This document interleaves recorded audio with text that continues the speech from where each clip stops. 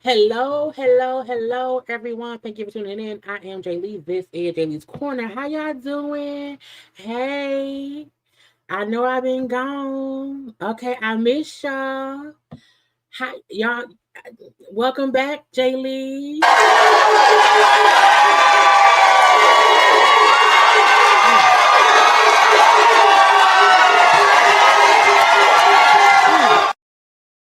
At least in my head, that's what I'm hearing y'all say.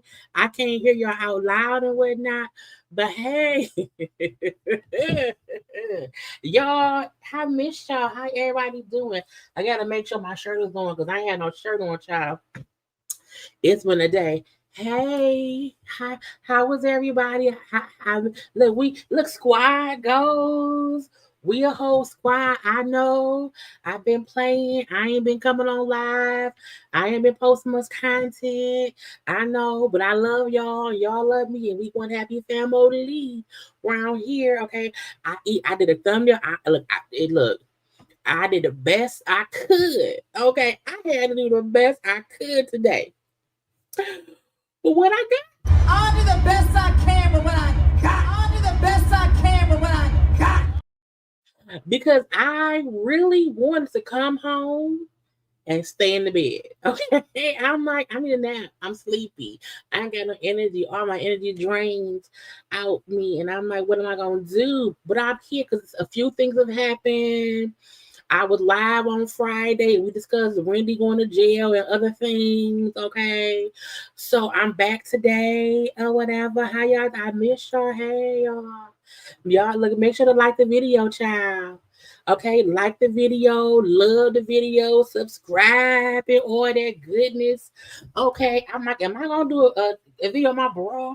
I put a little video up on the I, the G, because I was sitting right here on my little sports bra. I said, I don't feel like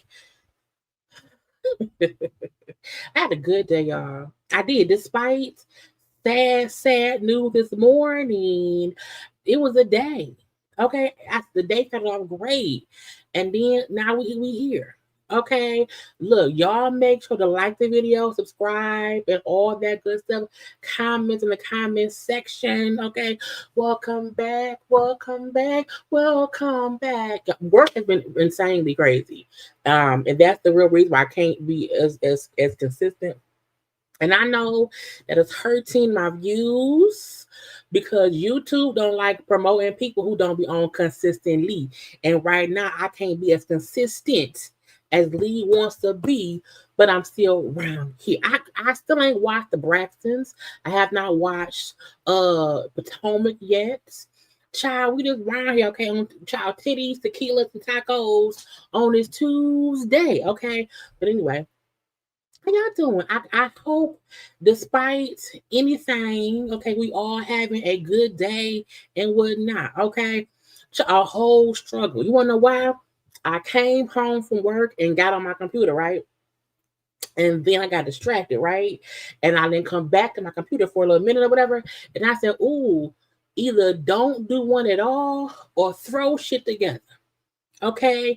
And Nicki Minaj does not have many pictures. Okay. I didn't feel like looking for doing for Wendy. And I just threw the shit up there. Okay. And I put the and on it because it's a day. Okay. But I'm like, at least it's they clear pictures. I look, I did this thumbnail in 7 minutes. Okay, a good 7 minutes is what it was, and I said, "Look, it's either that struggle thing right there with clear pictures, or nothing." And I don't want to do nothing. Now I'm gonna probably redo it once the live is over. You know, I do that too. I'll probably redo my thumbnail or whatever and get a better picture. Not a better. I'll get a color coordinated picture of probably Wendy and well no probably Nicki Minaj because I don't mind the green and the yellow. I don't. So I'll probably I'll figure it out. I'll figure it out. But yeah, okay, we together though. Okay, we together. I miss y'all. Okay, right? Come on now. You get it? Okay, the background singers. That's what I thought. I say don't put him in the middle, and we are the doo wop bop bop bop singers in the background. Okay, singing in the background. Okay, and I could because Tammy can sing a little bit. Now I don't know if Wendy can sing. That bitch gonna sing in prison anyway. But yeah, okay. I said, girl, it's gonna be what it is. Okay, look. Okay, look. Child. I want some hot Cheetos. Okay, I had a good time. It's up here munching on the things or whatever. And we here. Okay. And we here. Why don't they have a hype button? I don't know what a hype button is. I probably have to enable it. And I don't be knowing at all. Okay. And I ain't got time to figure it out. So I'm gonna figure out because somebody else mentioned a hype button, but I probably have to enable it in some kind of way. And I ain't did that. Or maybe they I don't know. I don't know. Who knows? I ain't looked at nothing for a minute. You know what I'm saying? Yeah, I don't know how to hype it. Okay, I don't know. It say please hide the video, but you can hide the video in the replay. Oh, in the replay. Okay. See, listen to MP because MP be knowing things. I don't be knowing nothing. Okay. So yeah, go ahead and hype me up however that happens. Okay, on the replay. Okay. I would appreciate it. Okay. But yes, hello. Hey, Shayla in a minute. Well, welcome back. Okay, welcome back. And we are going to get into some topics around here. Okay. Because I said, girl, what is going on? What is happening? I ain't putting on there one of my my topics. I ain't really put nothing in no order. So we're gonna be popping and bopping around my save things, okay? But I think I did put the Nicki Minaj stuff together, and maybe the K Michelle and Drew stuff together. I'm not sure, okay?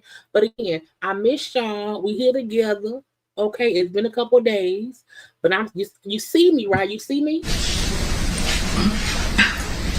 I mean, look. Hey, okay, I'm here. I'm just saying, y'all. I'm around here.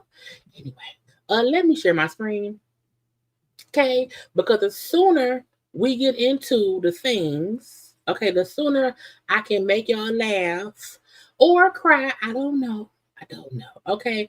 Now let's get to the sad news first. Now earlier I did a whole video, not a whole, because it went look, D'Angelo. Okay, child look, when I was around here going to work, okay, I was look, yo, I had a good morning. Okay, a good fun morning. I was laughing and joking or whatever, a good time.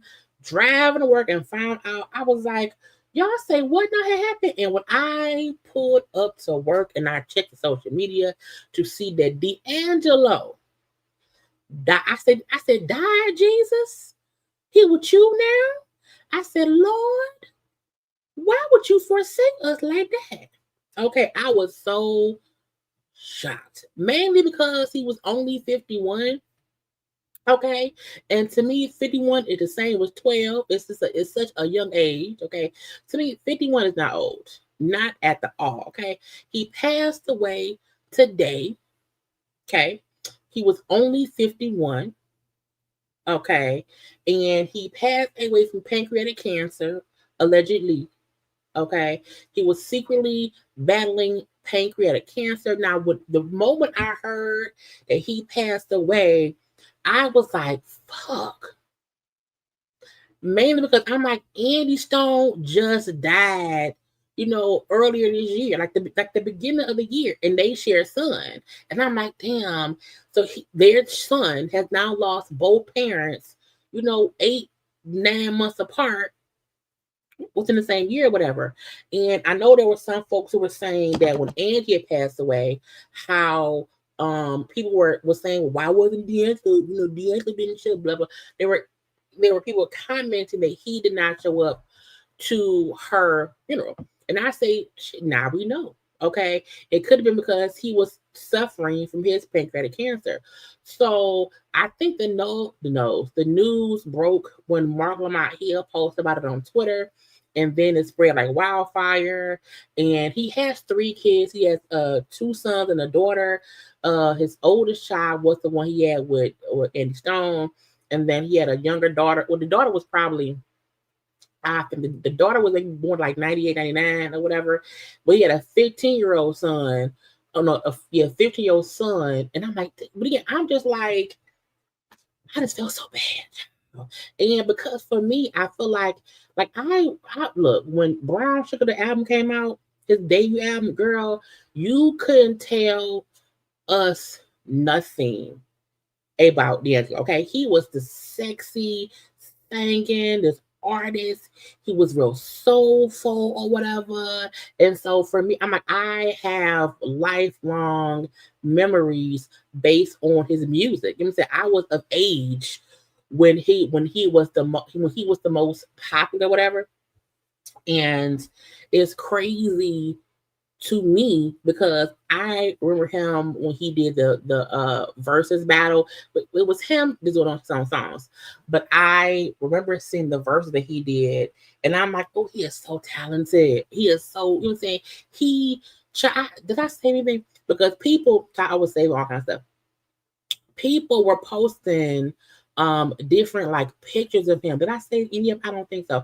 But if y'all don't recall D'Angelo in his heyday, because he had went away for a minute and he then came back, and he came back looking a bit different. When he did the Untitled video for How Does It Feel, child, for me, I still feel like somebody was giving him head at that video shoot. I don't care what nobody say.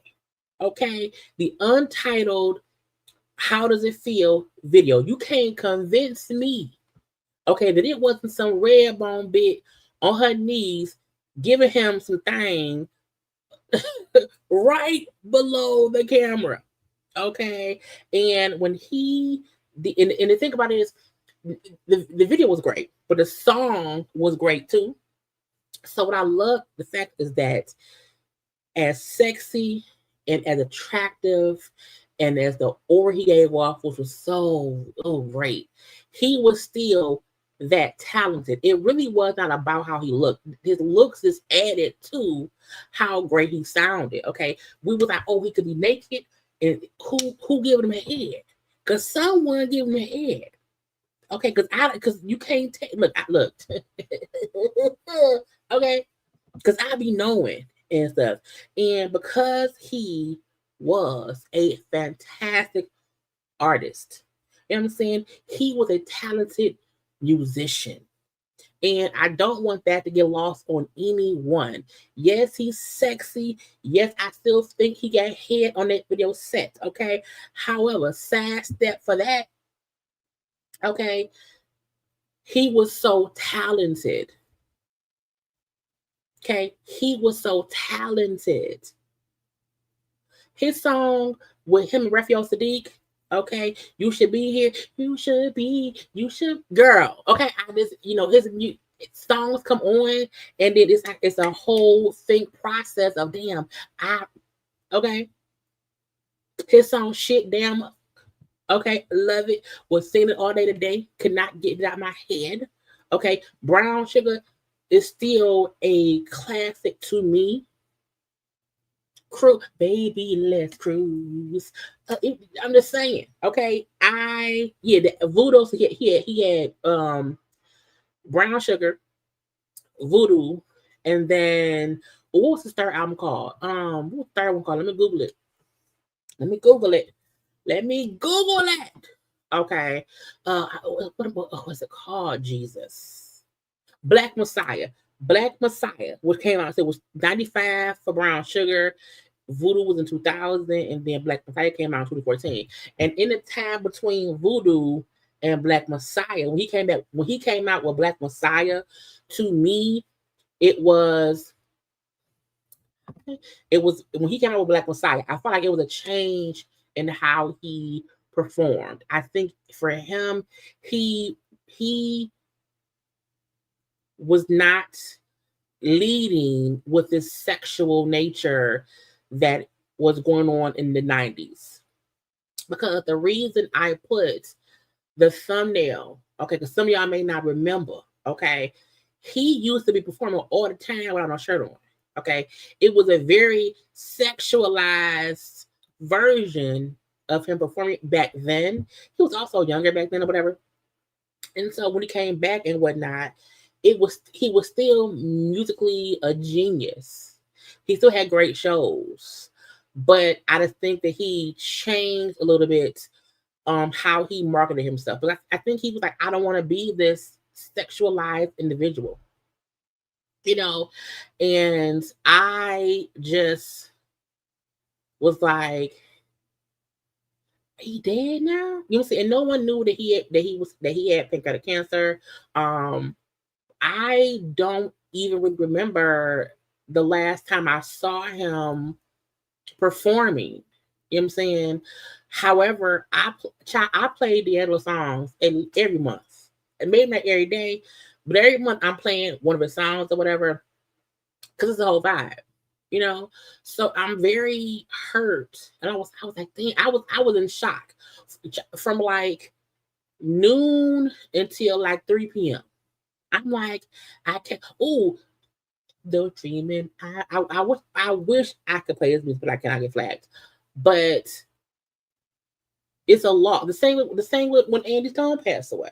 You know what I'm saying? Was like, damn, just artists who we've grown up with, who, their songs are pieces of our lives growing up. And so I'm like, it's just very, very sad. And again, cancer is the worst thing in the world because there's no cure for it. So him passing away from pancreatic cancer, he was privately suffering from it. It's just heartbreaking, but at the same time, I also feel like I think like when my dad died in 2014, the only reason I was able in my head, the only reason I think I did not go insane is because for me, I was like, well, damn, my dad had like back problems. He hated taking, pain pills. He hated when he had to get up in the morning. He had he had to like start himself up to not be in pain. And so for me, like a week after he died, I was like, he not in pain no more. Like I'm pissed because he ain't here. You know what I'm saying? But a piece of me felt like I can't be selfish and wish he was still here when he was, he had more pain living than he did when he was gone. So that's I think that's the only reason my ass did not go insane.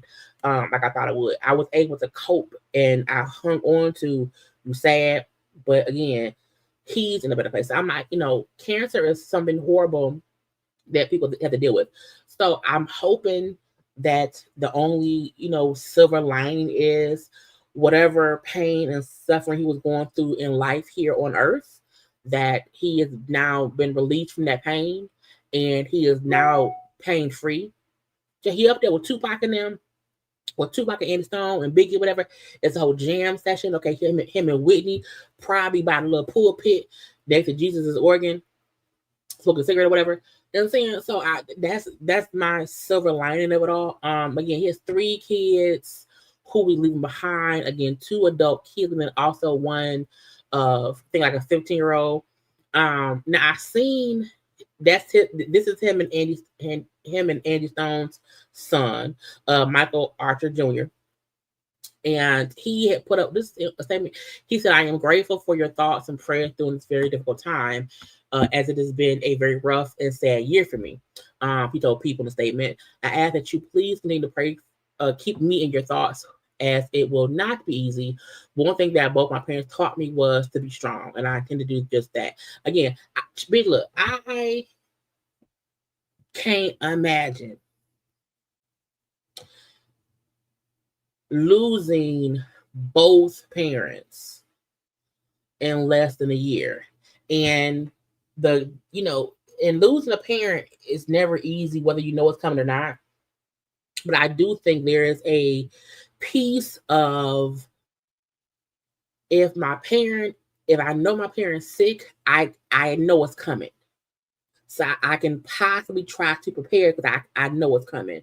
And versus a parent tragically passed away like in a car accident. So I think for him, it's probably a double-edged sword because he lost his parents in 2 totally different ways.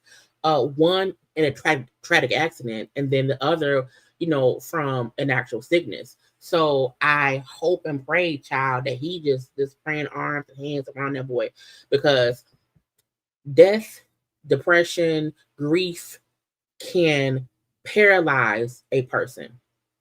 I'm saying if you allow it to.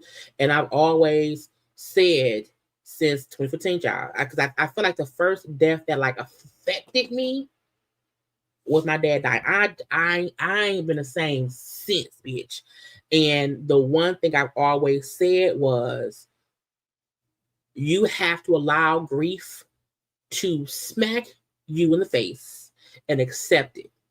When you try to hold grief back and you try to not grieve and try to be strong, that shit don't work. Man, fuck being strong. Okay, you have to sometimes break down and just be sad, but you can't stay in that sadness. You can't stay in that sadness or that grief-stricken state, because that's what causes the depression that don't leave. Okay, but if you just feel how you feel and then embrace it, like be sad for a day, but don't be sad for 2 days. Okay, you know what I'm saying? It takes more energy to prevent yourself from grieving than it would be to just accept the grief, because the grief, it ain't gonna never go away, ever. My dad been dead for fucking 10 years, bitch, and I can cry just as hard as I did the day he died yesterday, okay, or tomorrow. The grief don't go no damn where. So there's no point in holding it in. So I'm hoping that the most that their son can do is, I hope people allow him to grieve and support him in his grief. Okay. But I said, bitch, girl, I was like, I can't believe it. I said, nigga, what? I know you lying, because you just and even though people die every day, I'm saying we know that. However, I'm still pissed. I'm still pissed about Kobe. I'm still pissed about Chadwick Boseman. I'm still a lot of people. Okay, Aaliyah, and she died back in when did she die? Like 2002. Again, okay, it's a thing. Okay, but losing people, you have to breathe through it, cry through it, and get through it, because being pissed and angry ain't gonna bring the person back. Okay, and just don't spiral. So I hope you don't spiral at all. But in child recipes, they just taking all Jesus. What you're doing? Okay, Jesus must be up there having the damn choir sing off or whatever, trying to beat people. You getting all the good people, and then Jesus. Okay, then I said, Diane Keaton. When I tell y'all, I feel like I have many memories of movies or whatever, but First Wives Club, whenever I think of a white movie that I love and can watch over and over and over, is First Wives Club and Practical Magic. Okay, because but I said Diane Keaton, which she's always giving off just every there's always one white neighbor. Okay. And it's the really nice white neighbor who loves Black people, and she's so quirky or whatever. She always gave off the neighborhood white lady in the Black neighborhood who she ain't like the hood Black white woman. No, she is a really white, Wonder Bread, olive eating white woman, but she always gave me good vibes. You know what I'm saying? And the movie First Wives Club always sits with me, with her, Bette Midler, and Goldie Hawn. Okay? And even Sarah Jessica Parker. Okay? You don't own me. I'm not one of your little time. You don't own me. And don't tell me what to say. And don't sing the song every time the movie is over. I get up, girl. But I was shocked, just like I was with D'Angelo. Okay, she was only 79. Not no details have come out about how she passed away. Again, she was only 79. And also, I've never watched The Godfather. Did not know that she was in it. Her and Al Pacino. I've never, was it her and Al Pacino? Was it her? Is it Al Pacino? I could be getting Al Pacino and Robert De Niro. I get their names mixed up all the time. Al Pacino was Scarface. Robert De Niro was a Casino. But I've never seen Godfathers. Never seen any movie, but I seen that she was in them or whatever. So I'm watching it like her. But bitch, I said, what? I said, no, who? I said, no, girl, I just don't even know. I said, no, Jesus, what are you doing? Okay, you're taking the wrong white people, Jesus. Okay, there's an orange man who you can take and sit him wherever you want to. I said, Diane, and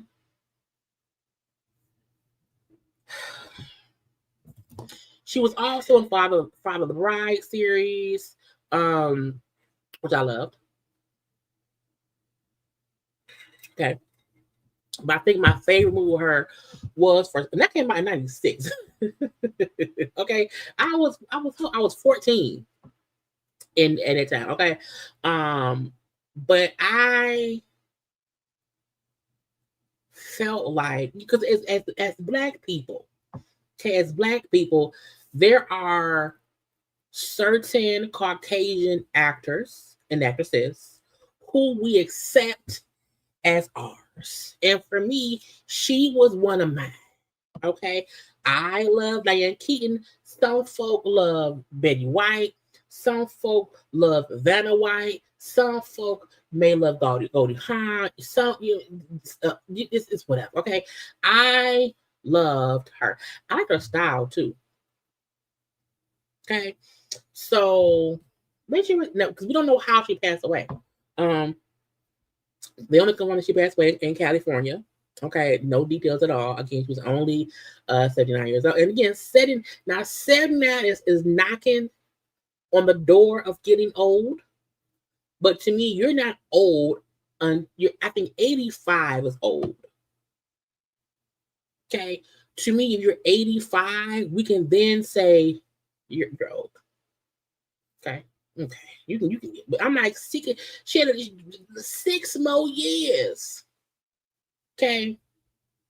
And I saw an interview she was doing. I think it was either with Conan O'Brien or Jimmy Fallon. It was one of the late night guys.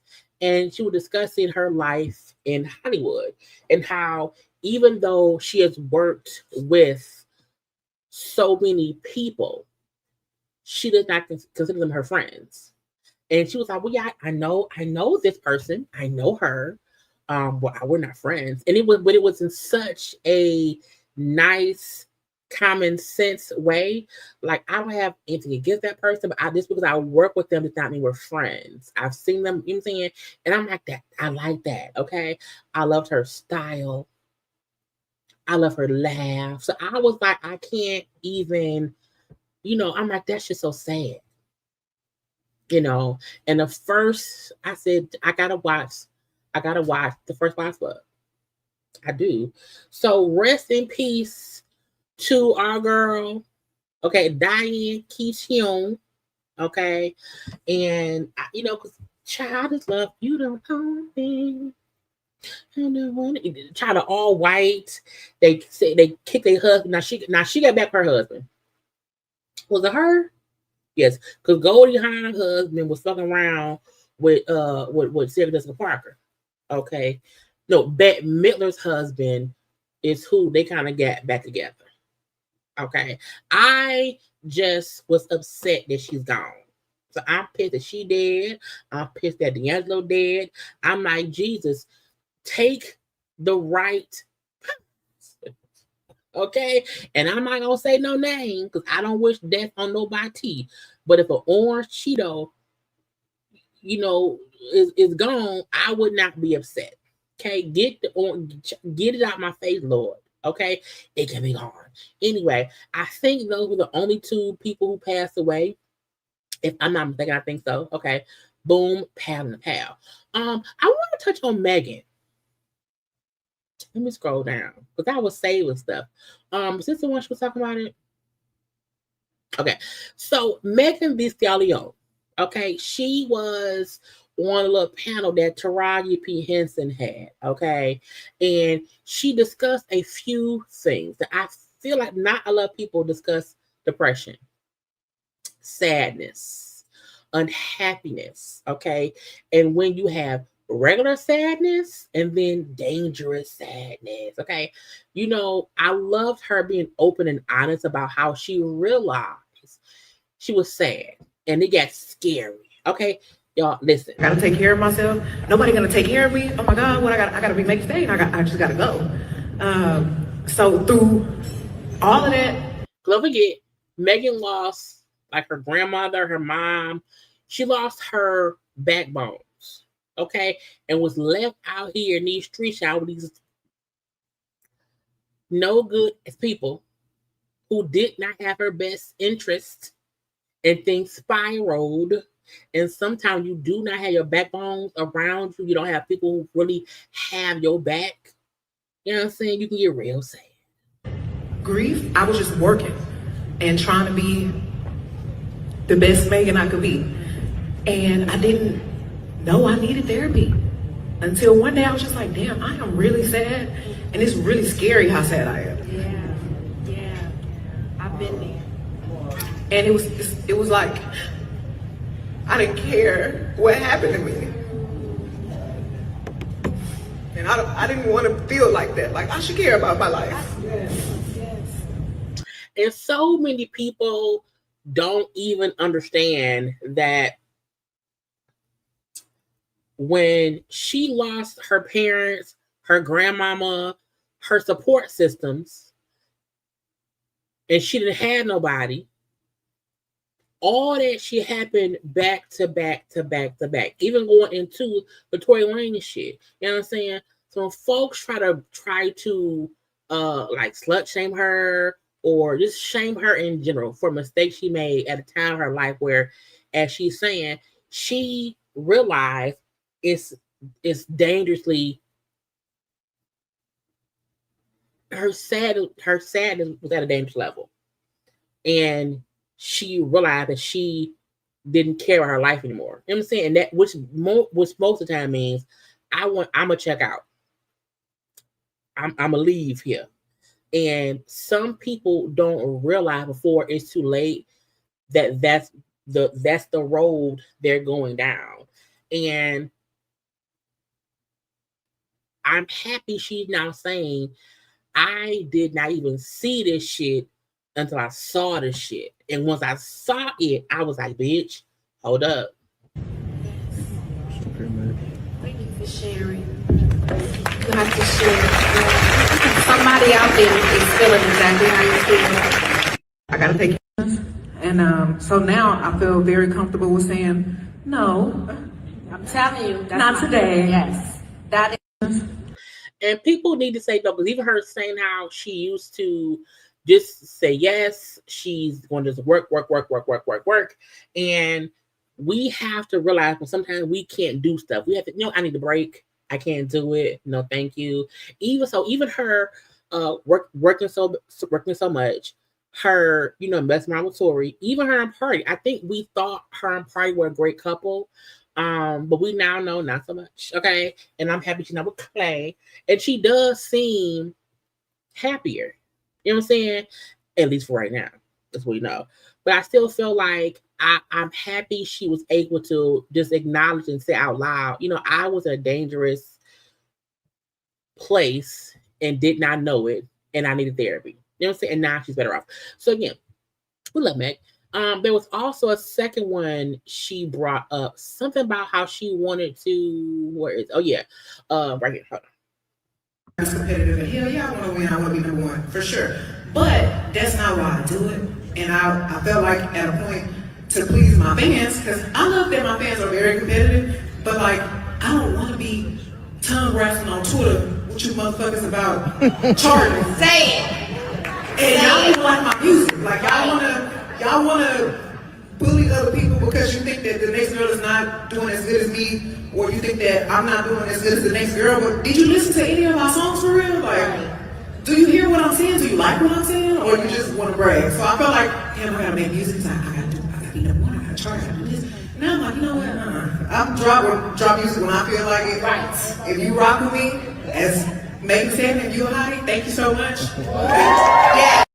I love that notion because I am not the amount of albums or singles sold means it's a success.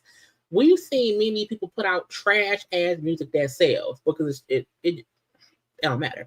I am not a quantity over quality person at all. So her saying I don't want to keep putting out music just to try to, have a chart topped or high something. I want it to be good. Either you rock with me for my quality work or not.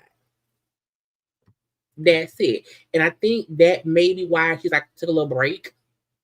Okay, because if you keep trying to produce, like put out, are you really putting out quality? You know what I'm saying? So yes, take a little break. Okay. No one these days should be trying to chase the charts.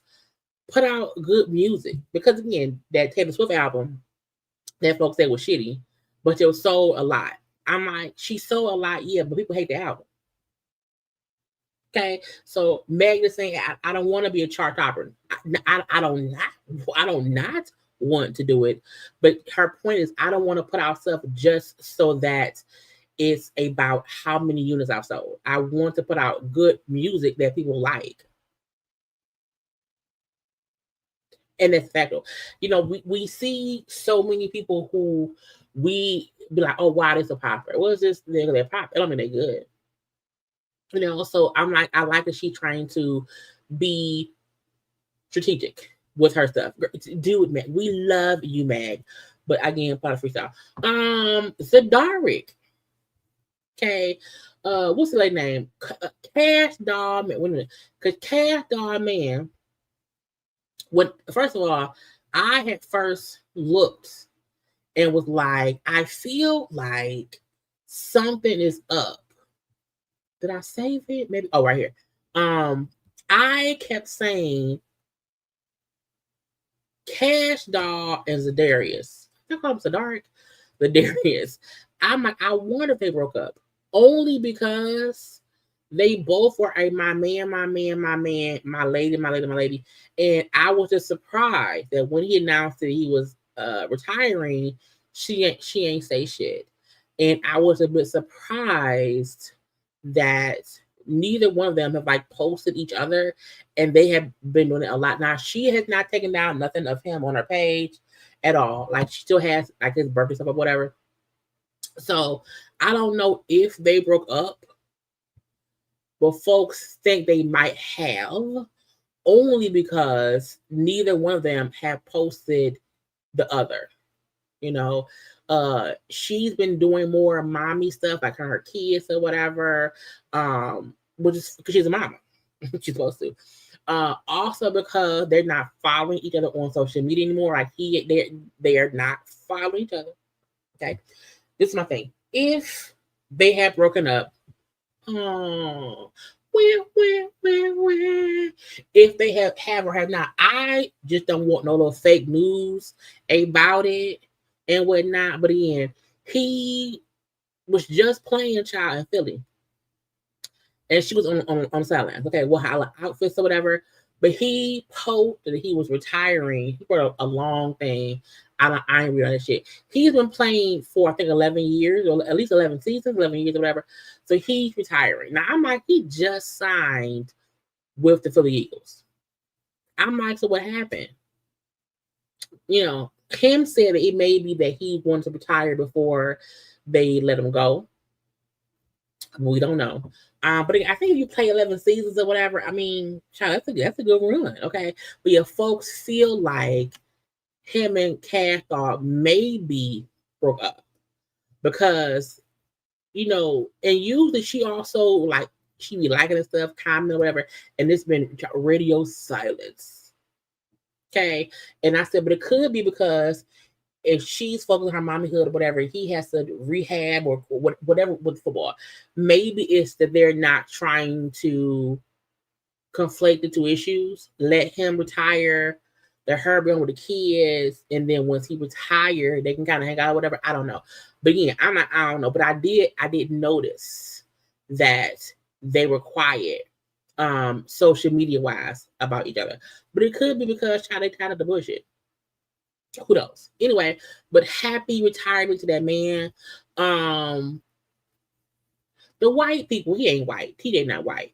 The white lady and the black man who was a big story a couple years ago. So TJ Holmes and Amy Roback, who were having a whole affair with each other, lost their jobs because of the affair being exposed. And both then divorcing their spouses, and they were dating, are now engaged. Now, look, if you have a husband and she has if you have a husband and he has a wife, don't let your spouse prevent you, I guess, for finding your soulmate child. Look, my only thing be this. Look, if you think your spouse ain't your person, cool. Divorce them. Leave them. Separate from them. As long as a couple, a married couple, are distinctly separated, I don't care. I don't feel like a married person has to be legally divorced to date someone else. If you are a consenting adult and you and your spouse are fully in agreement that the marriage is over, you want to divorce, and y'all are separated, I don't see an issue with either party dating somebody else while you're waiting to finish it. I don't care. As long as everyone knows y'all done. Okay? I think with Amy and TJ, they were still actively connected to their spouses. Okay? They were actively sneaking around on their spouses. Okay? That's what made it wrong to me. Okay, you can't be sneaking around here with hoes and heifers and dudes or whatever, and then think, oh, it's okay. We both, if you both unhappy, then divorce. If you're both unhappy, then separate. Okay, don't be around here, child. With that video of them in that on the damn cabin excursion, and he was all tapping her. I said, child, ain't no ass back there. What are he tapping anyway? But again, when that came, I'm like, oh, y'all up here fucking around, child. Look, was probably having raw sex too. Anyway, you don't know. They look like they use condoms. Okay, they look like they use condoms. Even in their monogamous relationship, they still look like they use condoms. And child, look.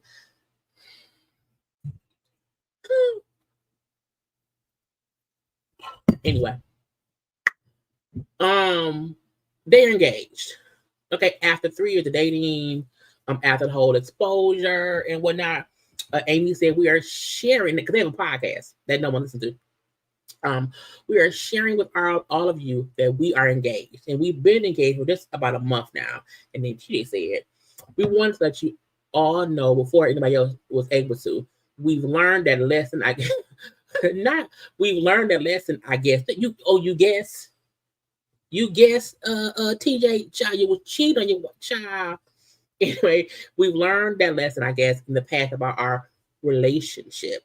We figured this is a little late because we have been in front of a crowd we've been in front of crowds of 10,000s with you dangling a ring in everybody's face. Everybody face a chance you would get, and no one said a word. No one cared.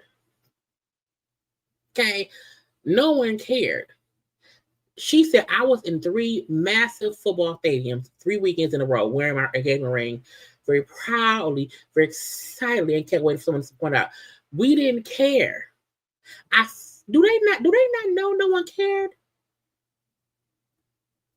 Like, once the affair was exposed and GMA, Good Morning America, fired y'all both, no one cared what happened after that. If you had been out here sporting the ring and no one gave 2 flying fricks, okay, that means no one cared. It's not that, oh, no one know. No, we didn't. No one cared. Now, mazel tov. Okay, congratulations. Congratulations. Confetti. Okay, but no one was sitting around like, oh, were they arrogant? No, we didn't care. She said, I can't wait for somebody to point it out and ask me, hey, what's that? And it never happened.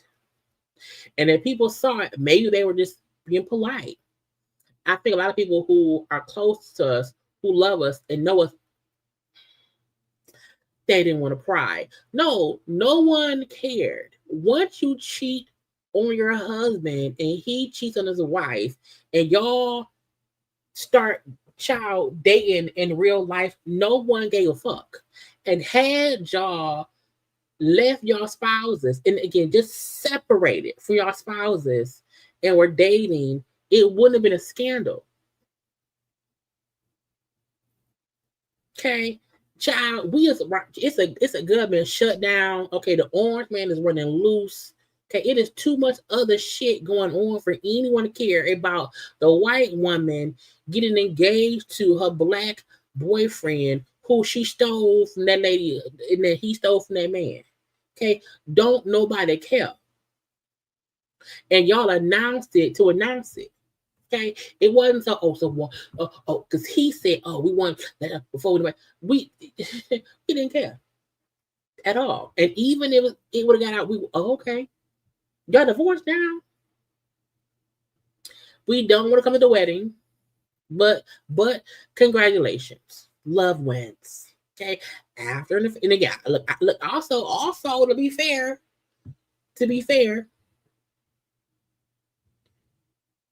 if you are going to ruin your marriages or end your marriages for your cheatation person, you should get married. You should be with that person because you ruin two other individuals' lives for y'all to be sticking around with each other. Okay, so once you do that, you should get married. You should hope that it was worth it. Okay, so that's fine. I wish y'all all the condom-filled sex because they don't want no. Let me stop being messy. Yeah, because they didn't look like they use condoms. Okay, and look, if you are in a committed ship with people, okay, you sometimes don't want to use condoms. Anyway, Cardi B is on. Speaking of condoms, Cardi B is on Paper Magazine. Her and her belly. Okay, she did the cover of the Vine magazine. Okay, with Haute Couture. Okay, the editorial. Okay, she's swine. Anyway, yeah, Cardi is out here letting y'all know I am still that bitch. Okay, I am fashion. Okay, Bia could never. Okay, JT could never. Y'all know today's whole morning, all morning today. I listened to her album. I play Cardi's album at least 4 days out the week between her album, Coco Jones' album, Ella May's album, and then the Dennis O album. I chop consistently. Okay, consistently. And I think Cardi's showing y'all, yeah, I'm pregnant and I'm fashion. Big belly bitch. What you gonna do?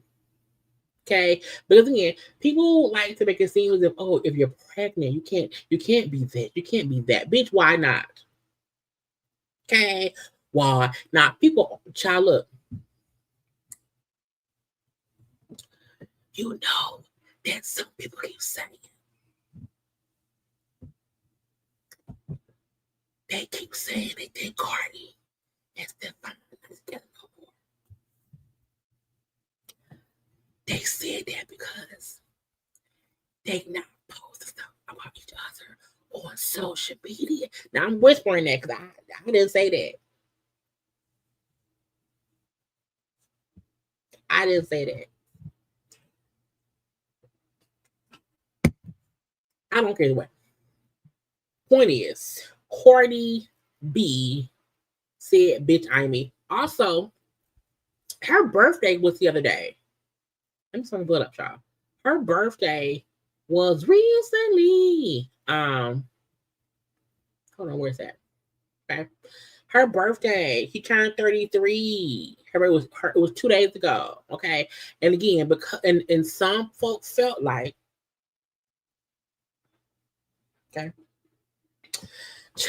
No, I'm whisper louder. But some people felt like because Cardi and Stefan have not shown any social media love to each other recently. You know, oh, Cardi ain't been on none of his games. Oh, it was Cardi's birthday, and you know there was nothing and black people. I'm like, man, look, Cardi told y'all that man is playing football, that she's promoting an album, and they both knew it would be very busy for them both. Okay, I also feel like they both have been posting a lot of their business stuff. Like Stefan is promoting, you know, child deals and this and that and that. You know what I'm saying? And Cardi has been promoting her album. Okay. Cardi has been out, like, I am out here. Okay. If you ain't my bitch, you just a bitch in the goddamn way. Okay. Okay, yeah, I love Child album.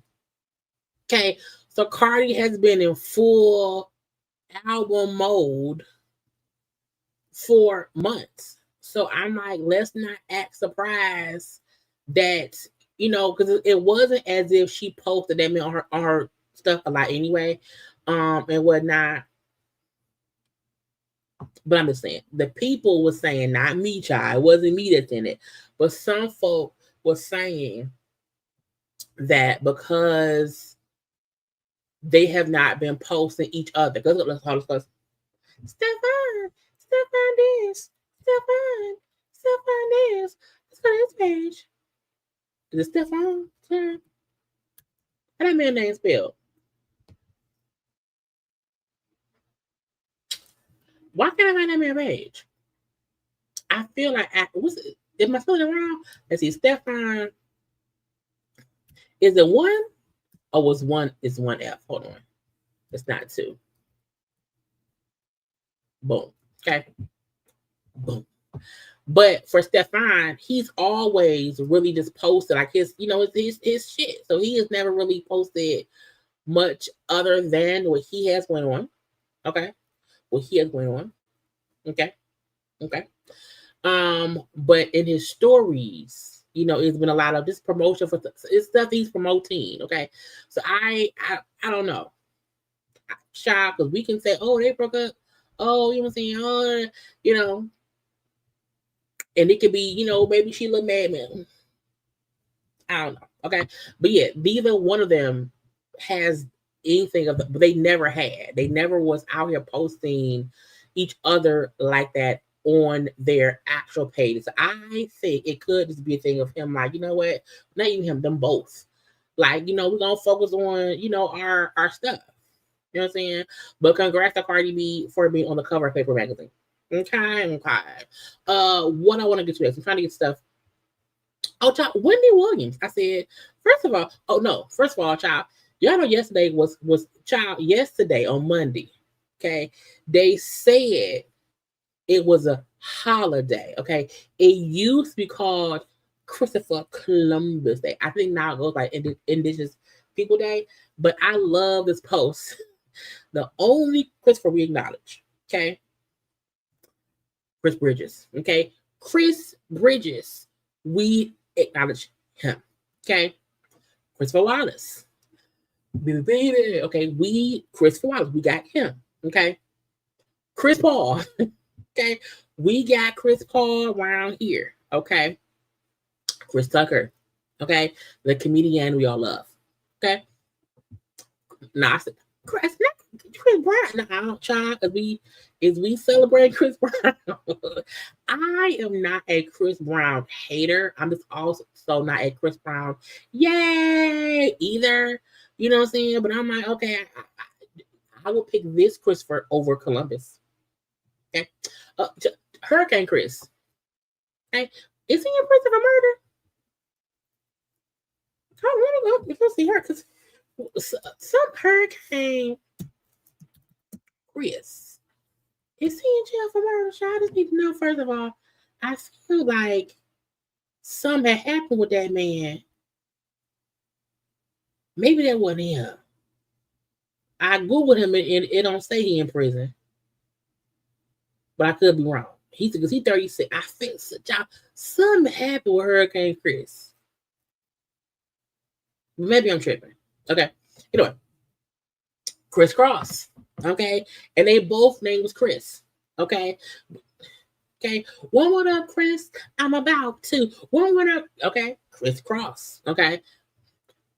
Everybody hates Chris. Everybody hates Chris. So him too. Okay. Crisco. Okay.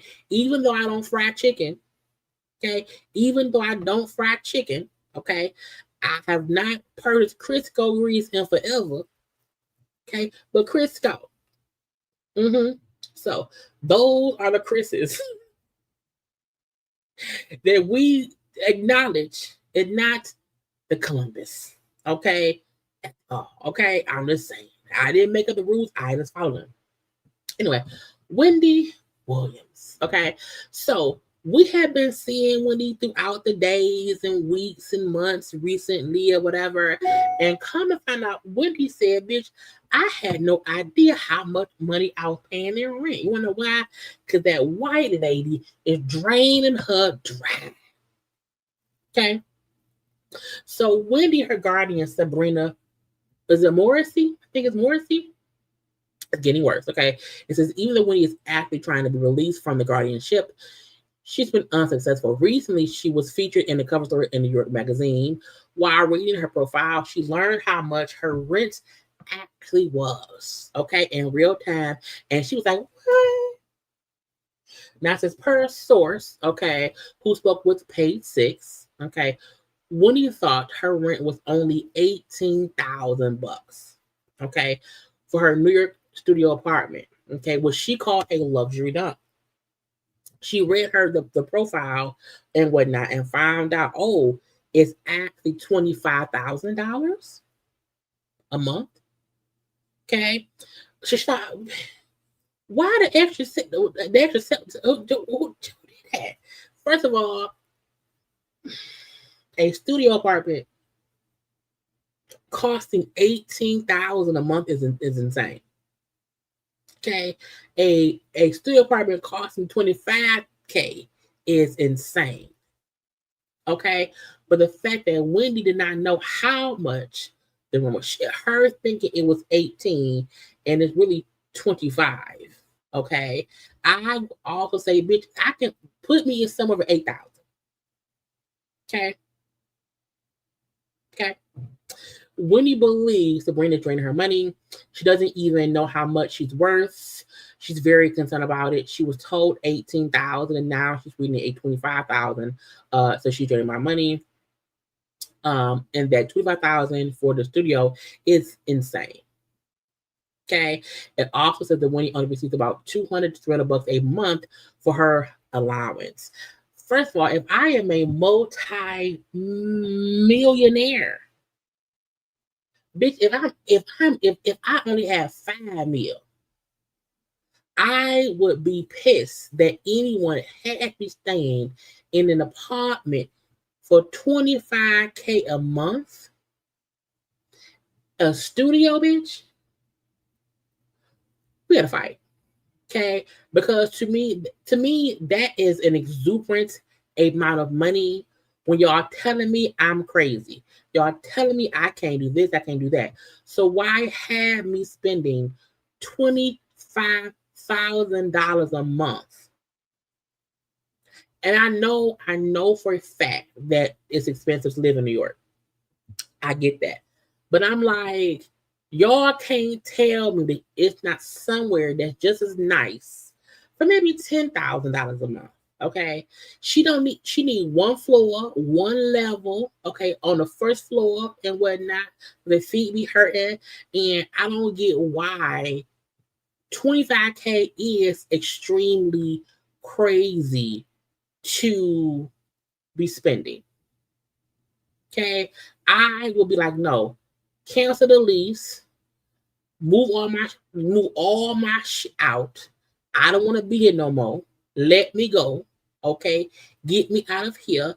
And anyone who was signing off on her paying $25K a month, they ain't shit either.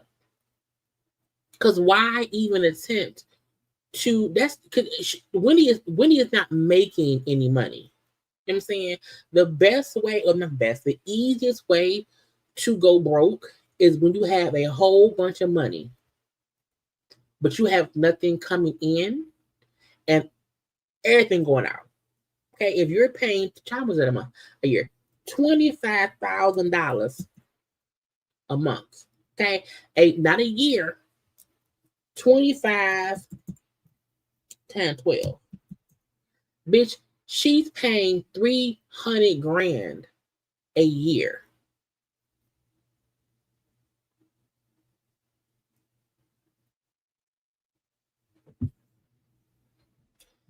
$300,000 a year, and she feel like it's a prison.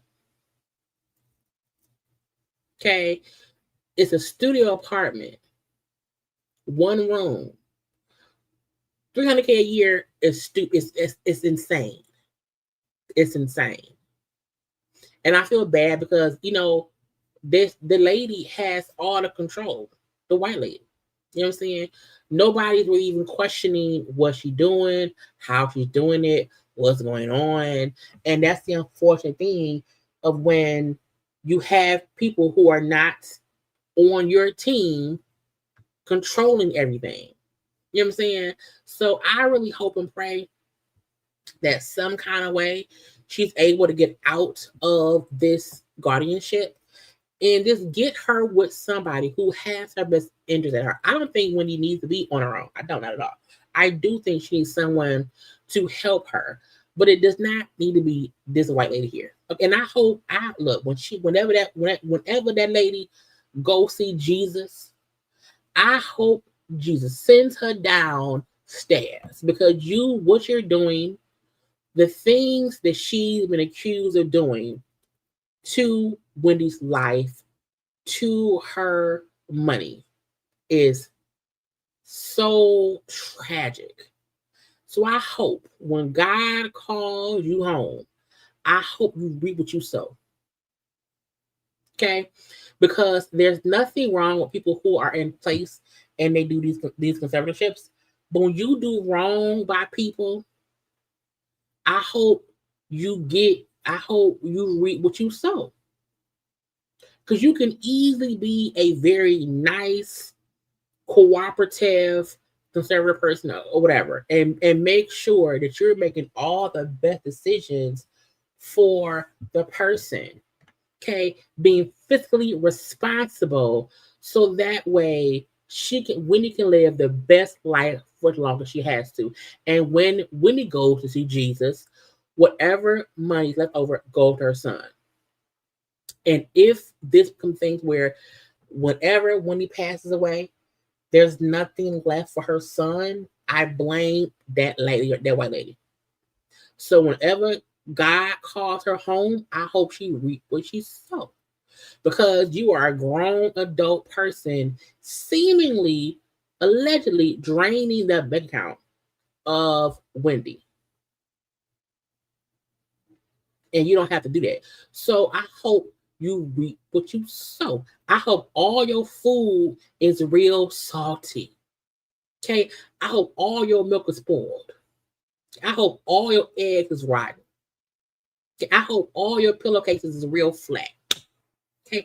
I hope you pee in the bed all the time and have to keep replacing it. I just hope all the inconsistent, aggravating, little nitpicky things happen to you. I hope whenever you go to Starbucks, they're out of your coffee.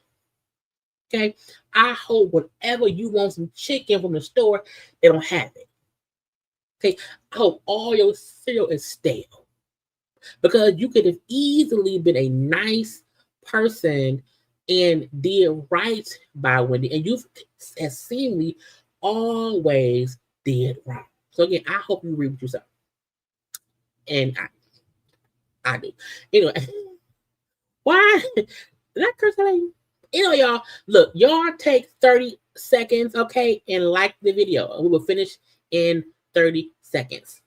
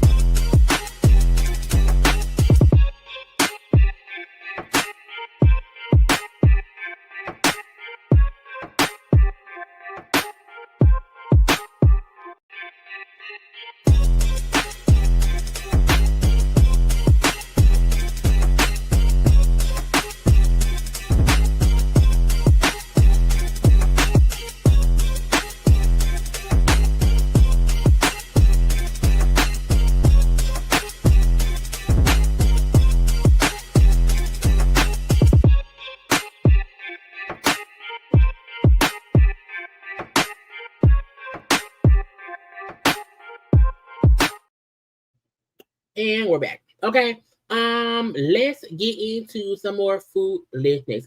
I want to give some Mario the singer Mario. So we like Mario. You know, he sang good songs or whatever. He want you to braid his hair, okay, and whatnot. Cool.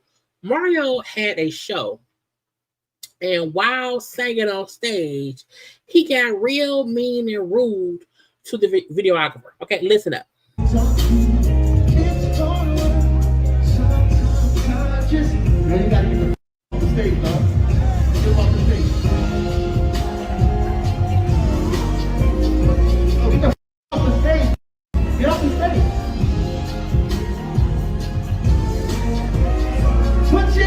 So while on stage thinking about braiding hair, okay, he then told the videographer, hey, get the fuck off stage, nigga. I'm like, first of all, why would you do that?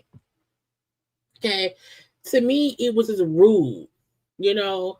And I feel like I think we saw a piece of the videographer's point of view. Did we see that? Oh no.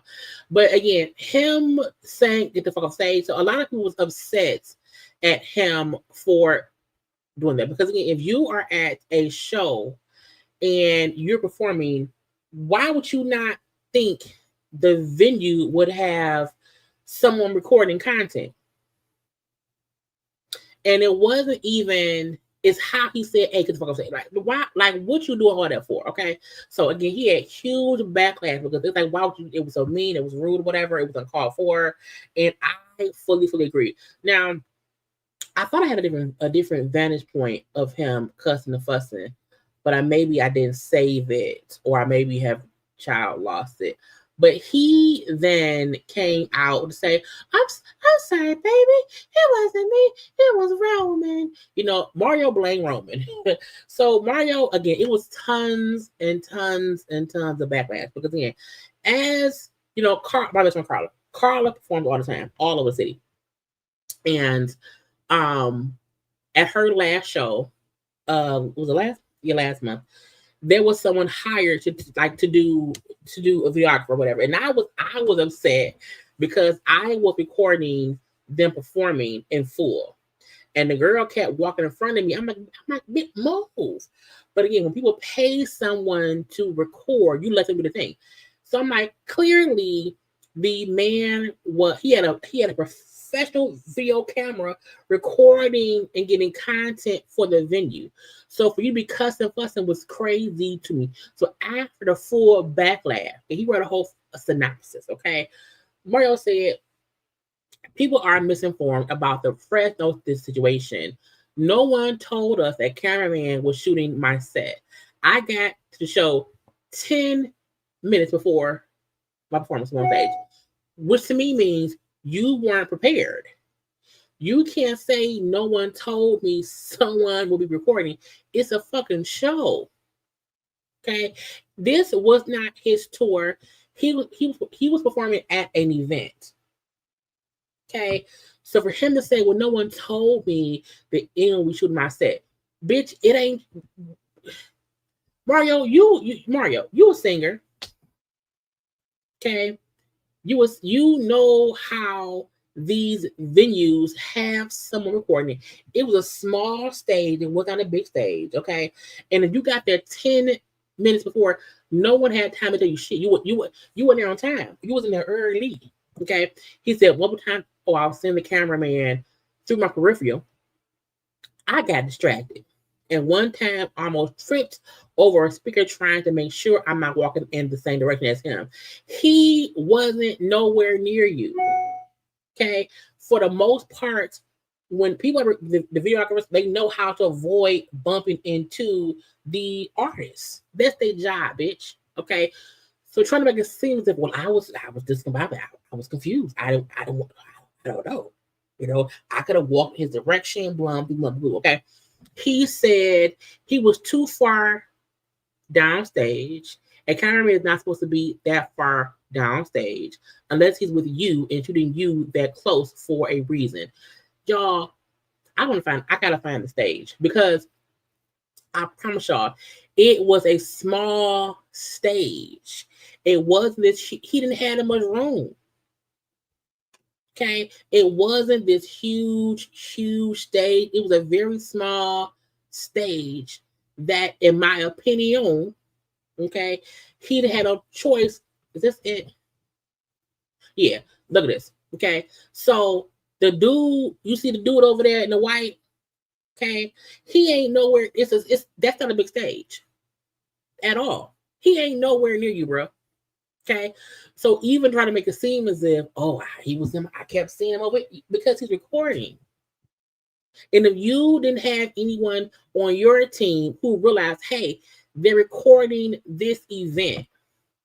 Okay. Stage, dog. Get him off the stage. Yeah, he made it. Yo, get the fuck off the stage, nigga. Get off the stage. It's like, but clearly you can tell he was recording the show. Okay, he was recording the show. He wasn't in your way. He was back away from you. You had to go to him to tell him to move. He wasn't nowhere near you. You was acting like a little bitch. Okay, a little bitch, a big bitch, or whatever bitch. Okay, but no one was anywhere. You went up to him and told him to move, and he was on the other end of the stage. Child, that man over there. So his whole thing, oh, he was too far down. No, he wasn't. He wasn't. You seemed pissed off. Okay, maybe your outfit wasn't right. You was hot. Okay, your button-up shirt and them hot-ass jeans. Okay. Anyway, he said, unless he's with you and shooting you that close for a reason, it really can throw you off. In the midst of all of that, while walking backstage, right, I got frustrated, and that's when I said it. But right, you cuss someone out who was hired by the venue to record the show. He then said, I take accountability for being 0 to 100 type of person. This is why I stay out the way most of the time. I never want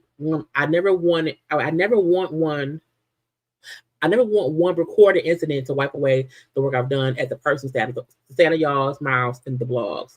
I bump under all this girl, blah, blah, blah, blah, blah. Blah, blah. He said to the cameraman, you got caught in the crossfire from my boy. I'm sorry. You have experience.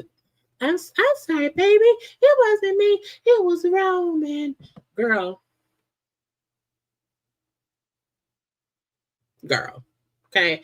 Again, to me, it was an unwarranted cuss out situation for no reason. Look, no tea, no shade. Okay, no tea, no shade. But I part of me feel like Mario, I don't see him as this legendary artist only because I know maybe 2 songs. And I know Brad Mayer's one. And I think it's called She Does a Friend. I think those are the 2 songs of his that I know. But it's just a way you talk to people when you realize that something's off. And you was like, man, get the fuck off stage. Nigga, that ain't. You see him working. I'm saying you see him working. So I'm like, don't be pissed at him for doing his job. Okay, because your outfit ain't right. Okay, because your pants too big. Because your shirt too loose. Okay, because you on a stage that's little. Okay, your feet hurt. Okay, you didn't eat no food that day. Okay, your Kool-Aid ain't had no sugar. So I don't like it when people actively are rude to people for no reason.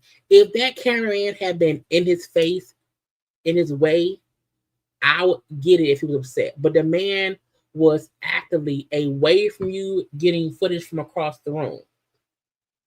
Okay, so that's just not fair to me. Again, he said, I'm sorry, baby. It wasn't me. It was Roman. He said, sorry. I'm sorry. I'm sorry. Please forgive me. Okay, please forgive me. Okay, it was nothing personal. You're welcome to come and shoot me on tour. It'll be nothing but us. It will be a Nothing But Us tour, and we can do it the right way. The right way to handle. How do you not understand someone shooting footage at a show?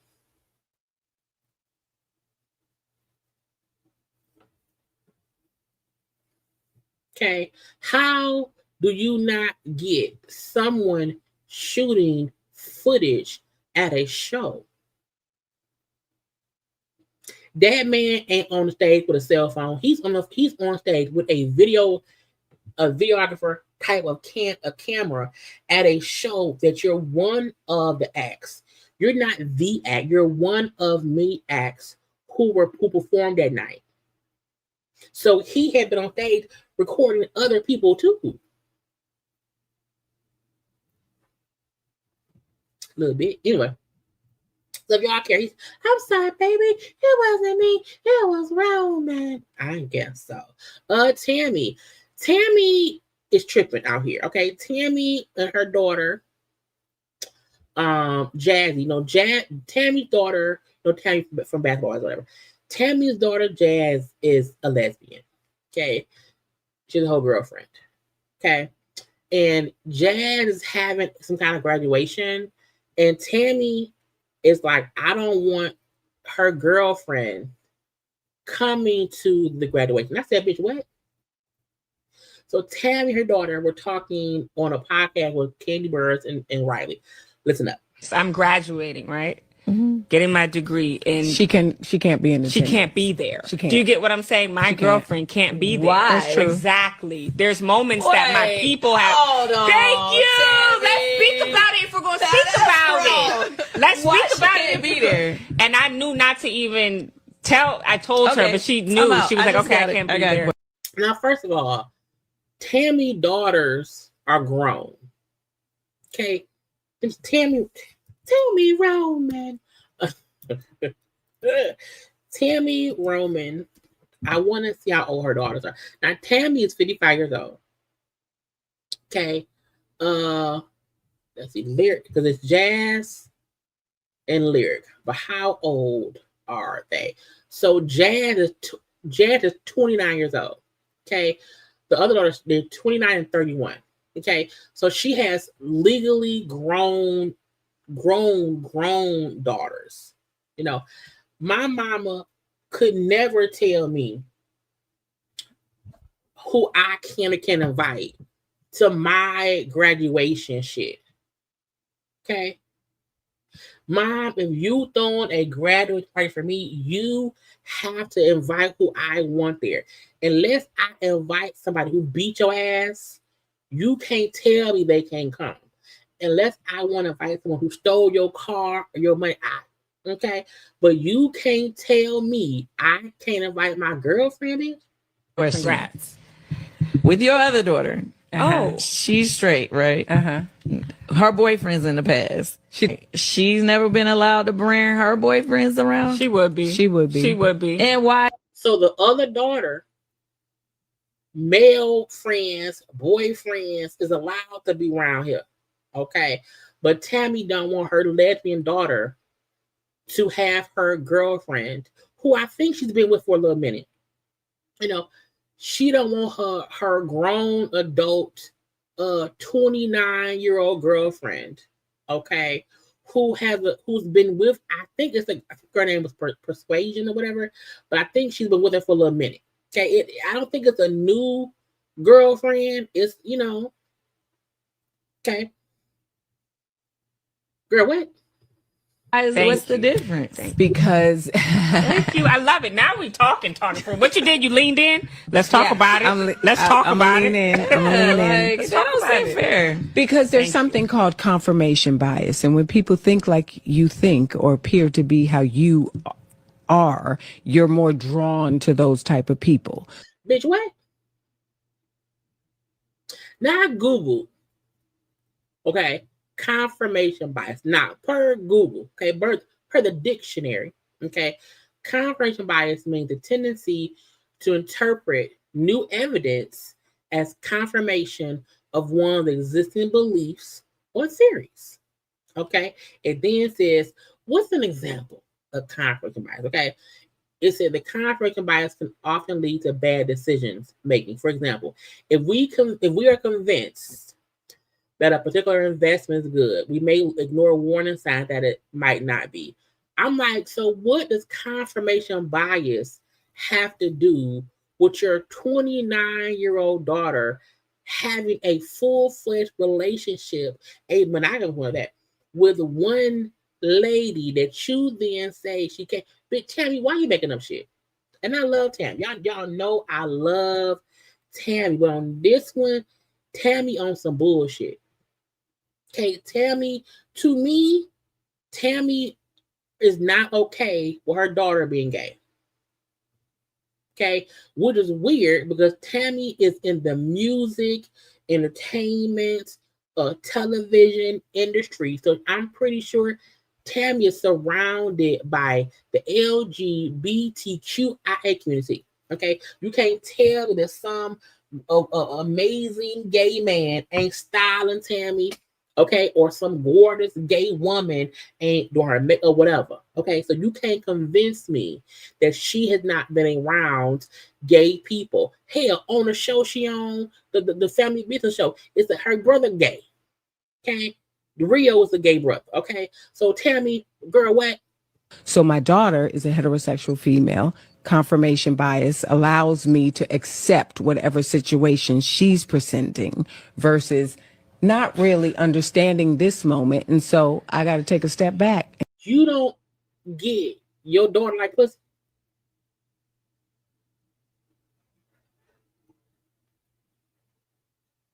Okay. And figure out how it works for me and how I can be comfortable in that moment, because there's something called mental health. Not your mental health. How was your daughter? You either accept your daughter for being gay and who she's with in her life, or you don't. If your daughter being gay and having a girlfriend messes up your mental health, that's your issue to deal with. And if you don't want her person around, what if she like Reggie, your husband? What if your children did not like your husband? Because they make him uncomfortable. What if? Would you then not allow Reggie to come around? That we have to be concerned about. And I got to be concerned about mine. Even though I'm trying to walk with her and love her, I still got to do what's right for me as well. So Ken's like, bitch, what? Ken's like, hold on, bitch, I like Coochie too. It's okay, and as I think for Ken is a parent, she like, I couldn't imagine, because what it sound like is Tammy is not okay with her daughter being gay. And she don't want to be around her daughter's girlfriend because she can't accept her being gay. And then say that, okay? But you cannot talk around you don't agree with gay lifestyle and try to talk around it so no one won't say, oh, you don't like gay people. You want to know why? Because she don't want to offend people. And again, I don't have to agree with you liking coochie, because I don't like coochie. I like dick. Okay, love it. Okay, I don't have to accept you eating coochie. Okay, because you are a grown person, you have your own life. You don't live with me. But once you start to say, well, my grown daughter is graduating from college because I don't like the fact that she's gay, I'm going to tell her, don't invite her girlfriend to her celebration because I don't like it. Okay. Accepting someone's lifestyle and respecting them as a person is two different things. And Tammy does not respect her daughter. Okay, but you're not graduating. She is. So She's graduating. Your life. Okay, it's about so let me say this. I'm graduating, right? Oh, cut off. So, and that's the part that was crazy to me. It's because Tammy ain't graduating. Her daughter is. Okay.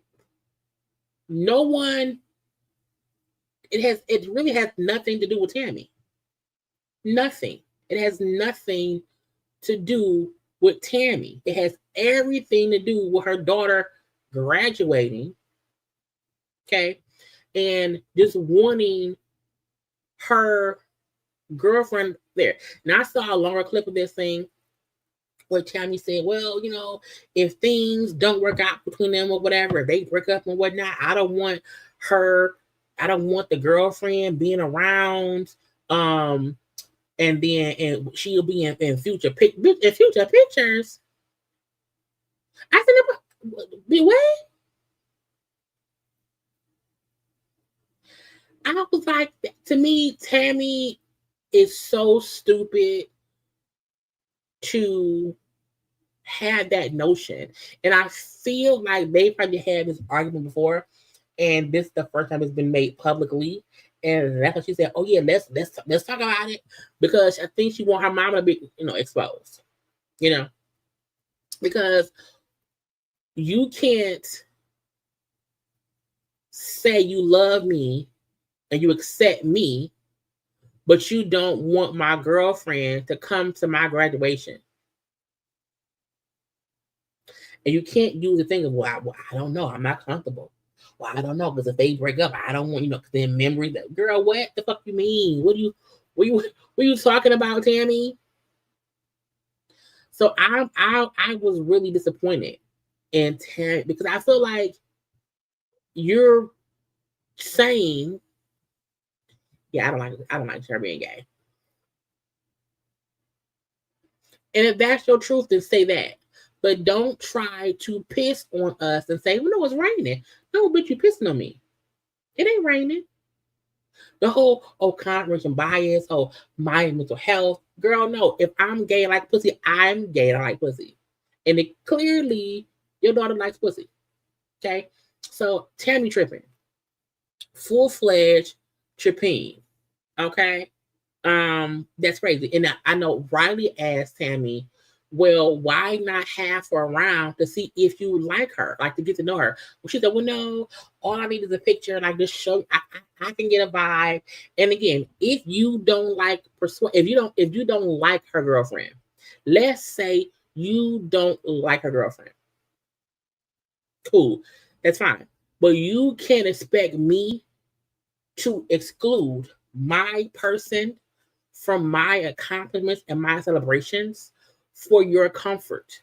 What you can do is say, hey, if your birthday coming up, you don't want me bringing my girlfriend to your birthday party. But what you cannot do is say, if I'm having a celebration, I can invite my person to my thing. Because Tammy don't have to like Jazz girlfriend. She don't.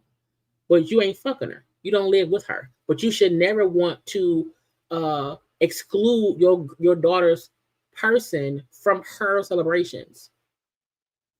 That's stupid. That's dumb. And any reason you had, now again, if Tammy had an event for Tammy and Tammy said, I don't want her at my thing, I will fully get that. I will fully back her in that, because she don't like the girl. And it's my thing.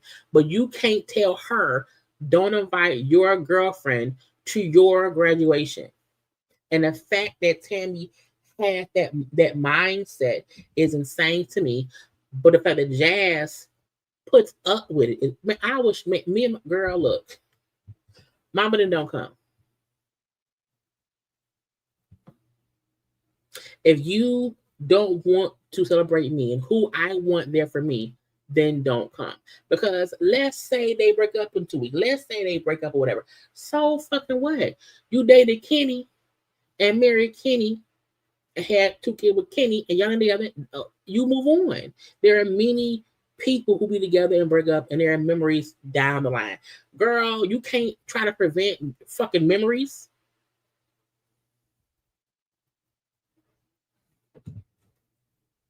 I'm like, the fuck you mean? It feel like Tammy don't like the gay people, or at least her daughter being gay. Because if you don't like her girlfriend, say that. That's different. Anyway, I did tell me on some bullshit. Child, why does wait no sound? Why is Kim making hair panties? Girl, first of all, if you have to buy panties with fake coochie hair, that's ridiculous. Because when the panties come off, the coochie gonna be bald. Okay, I said what? Ultimate Bush skim panties give the illusion of a hair. I said, what? What? What's wrong with y'all? First of all, if you want a hair coochie, just stop shaving it. Okay? And nobody wants a bush like that. Okay? A little regular bush, a little natural bush is fine. Okay? Some folk don't want no bare stuff down there because it seems childish and whatnot. Okay? But girl, what are you doing? That's gonna make everybody itch. First of all, it's gonna be itchy and sweaty and hot. Who want to put a fucking sweater on their coochie? Okay? Don't nobody. Okay? Don't nobody. How funny are these Merkins, you guys? We have different colors, different hair. This isn't. Child, who put taco meat on the thing? Why the black hair like taco meat? Insane. Skims, baby. How funny are these Merkins, you guys? Child, that shit looks horrible. And if any one of y'all buy goddamn hair coochie panties, I'm gonna put on their throat. Girl, I said, what the fuck is wrong? Girl, what is wrong with you? Anyway, what's left? What's left, y'all? I gotta see. We did Cardi and stuff. Let's do Drew and them. I be forgetting what I gotta do. Well, let me see what I gotta do. We got them around here. Oh, I have seen this. That Katie Rose, who was on for coming before, but she's not on there anymore, posted and said that Abby ate her coochie. Now, first of all, I believe it. Okay, a part of me believes that Katie cooch was out at one point in time, and Abby at least sniffed it. Okay, I do believe at one point Abby put her face near her place, and girl, what is her? Maybe she didn't eat it. Okay. But I do believe she was down there by it. Okay. But Abby came back and said, that's not true. That's not true. No, none of it's true. She said, it's false as rose, blah, blah, blah, blah. I don't argue with mentally unstable people. Yes, you do. Yes, you do. All the time. Okay. All the time. So, again, she denied it, but I said, I don't, if the cooch fit. But again, I do also believe that Katie has mental issues. I do, which I think she admits that or whatever. But Abby, girl, you sniffed a coochie. I fully believe you sniffed it or whatever, and that's okay. Maybe you didn't like it. Okay. I see this. Scrappy and Mama D was on there talking with Nick Cannon and them. And whatnot. He was discussing how at his 14th birthday party, his mama brought some strippers. So I had a full-blown party, and we in the hood. Like, right. Okay. Full-blown, everybody came, because they, we popular in the hood, you know what I mean? And then I had the hood. She had the... Hold on. Okay, go ahead. You tell me. Man, mama said, hey, come on, let's get it started. Blew the whistle. Boom. Put the girls out. How about they went and got their parents? Yeah. Oh, Cause we had the little girls. My mama had, now the young teenagers. My mama had strippers in them. Right. Yeah. For my 14th birthday. Got rid of the school girls and brought the real ladies in. Exactly. The grown women. And everybody came back. Everybody came back to the door. All the mamas came back like, hold on. Come get me. I stood my ground 10 toes down. She was like, yeah, this my house though. It's my house. We're going in my house. Going in my house. If you got a son in here that don't need to be in here, please take him out. Please call him out. Mama D admitting that she allowed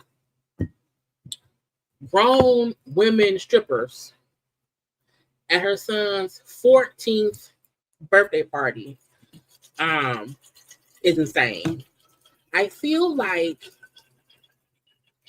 Mama D is a different kind of dysfunctional, abusive parent, to where, because she was a pimp, She thought that any sexual activity that her son was either involved in or saw, she thought it was okay. Now, I don't know if anyone understands this or not, but when you allow adults to do things to non-adults, that's abuse. Okay? That's abuse. Because you're supposed to stop that from happening. He said as well, like after the fact, it was for him, he now realized it was traumatizing and she couldn't believe it or whatever. And I can't believe it. I can, but I can't. And at one part, they also discussed Mama D walking in at least twice on Scrap having sex. Like one time when he was younger and then one time he was older. And I'm like, that's weird.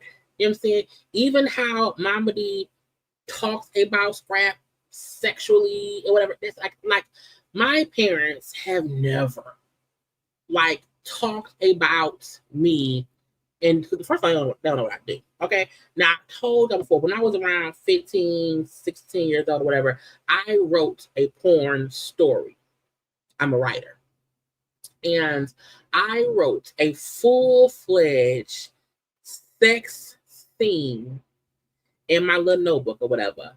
And I think my dad found it and showed my mom. And they were fucking shocked. Because I was like 15 at the time.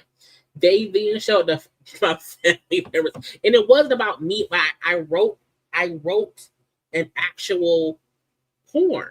I wrote a sex scene. Okay. And it was not about me. They were so like, what the fuck is this shit? But it was good. Because I'm a great writer. Okay. But even so, that's the only time I can recall my parents even having any kind of conversation about sex in that way with me. And they were like, girl, what did you fucking? I was like, no, I was a virgin at the time. But my parents would never. You know what I'm saying? But Mama D. But we need to get up out of here. Well, yeah, we're going to do we doing some things. You know, because and then look, and then when she left, all the girls came back and we continued the party. I think I was 14 or something like that, and she so I had a full-blown party. Yeah, and that's how we did. You feel me? Yeah. Hey, for my 14th birthday party. That's a hell of a party. I ain't even know that was going. Party story. I wasn't even looking. Bro, I wasn't even looking for nothing like that, bro. I was sitting there like the whole time, like strippers. I'm like, cause this is like when I but when I look back, Chuck E. Cheese. But look though, bro. I look back at it though. That was traumatizing. That was traumatizing. So therapy. What did you say? And the fact that Nick has all the fucking kids and they're out here. Oh, I'm working on it. Okay, I'm working on it. And my writer name is Madison Marie. Anyway, but Nick Cannon out here like laughing and shit like it's cool. It's weird to me that no one is taking this like he's saying like that. He's not celebrating what happened. Yeah, he's trying to tell them how uncomfortable he was. And Nick laughing and the girl laughing and girl, I'm like, do y'all not get this? His point is this wasn't cool. I ain't like it at all. And to me it's proof that Mama D is okay. Okay. And right here it says she said she wanted him to chase vagina and not carry a purse. No offense to the LG. What? But you enjoyed it. But you got service for free. That free the purse of the family business. For your birthday. And I tell the truth. What's she doing? I think I was 14 or something like that. You got service for free. So I feel like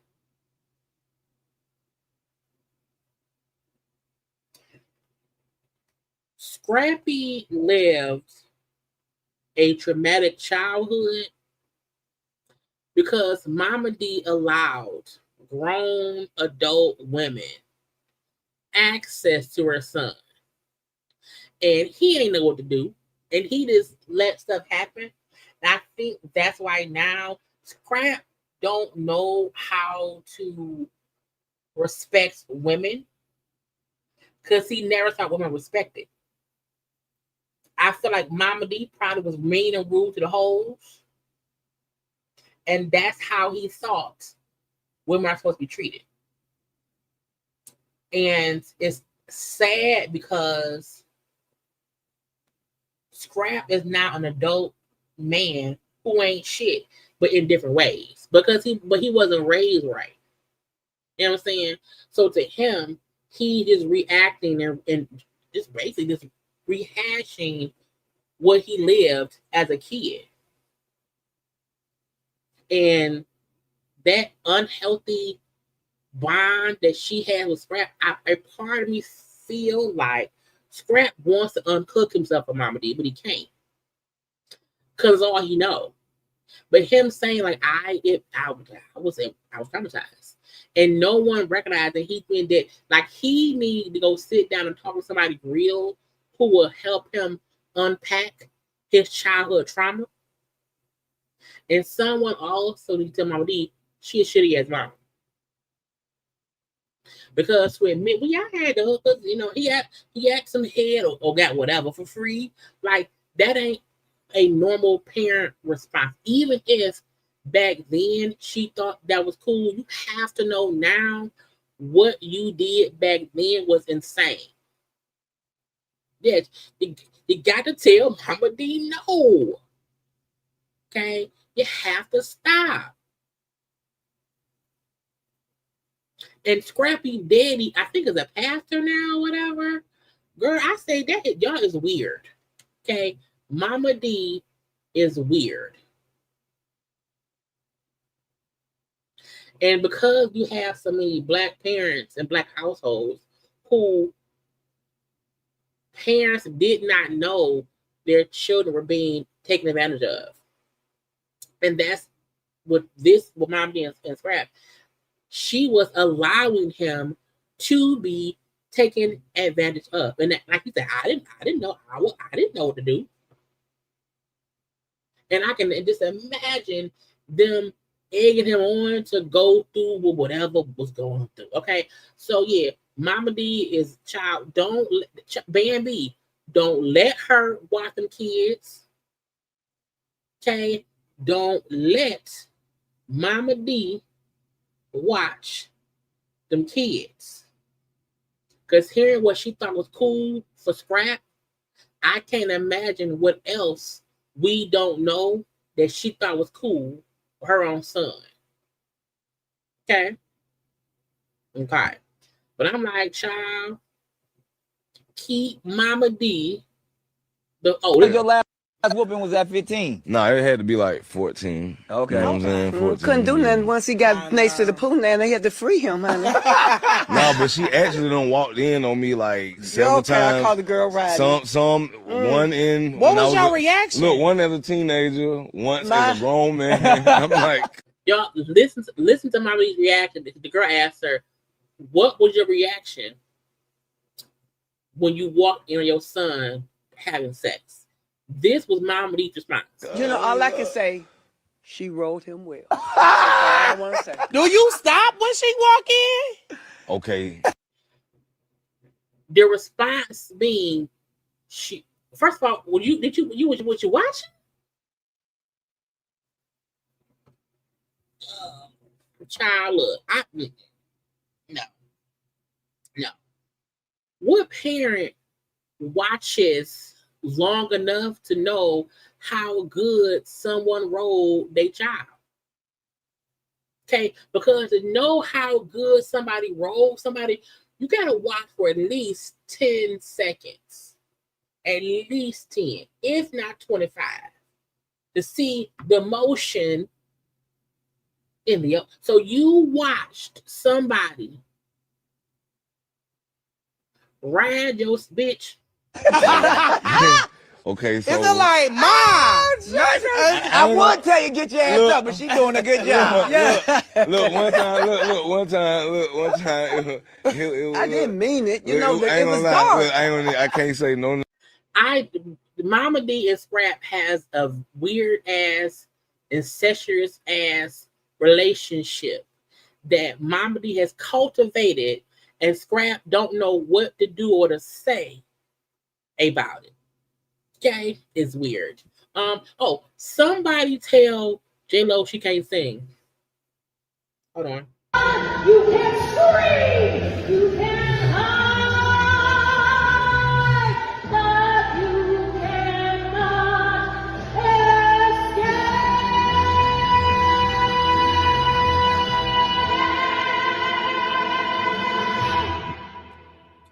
So, Steve Mackey, who I believe has been J-Lo's voice coach for a while, because she got that new movie called Spider-Woman? Something about a damn spider. And so she was already getting, not weird, she was already getting, different reviews for her singing in it. So he posted that showing, oh, look how much she's saying. Oh, she can sing. Look, J-Lo is a great actress. And if you want to put J-Lo in a musical, cool. Have somebody else sing. J-Lo did great in Selena. Okay. The reason she did so well in that, even though that was like a documentary movie, life story, to me, Selena is absolutely a musical. Because we sing them so I could fall in love with you. Okay. Why would I keep it to myself? Anyway, she did so great because she was able to perform, and it was not about her voice. Whenever J-Lo tries to perform and sing with her throat, it don't compute. Okay, it don't compute. When J-Lo is I told you before, I loved On the Six. Okay, J-Lo is not a singer. J-Lo is an entertainer. Okay, she made cute little bops that fit her voice. When she tries to do these big, bold numbers, it doesn't work. It doesn't work. And the sooner she get that, I am an entertainer, but I cannot try to do the Spider-Woman. And to try to walk, I'm gonna walk away like I did a great job. You can run, you can scream, you can hide, but you cannot escape.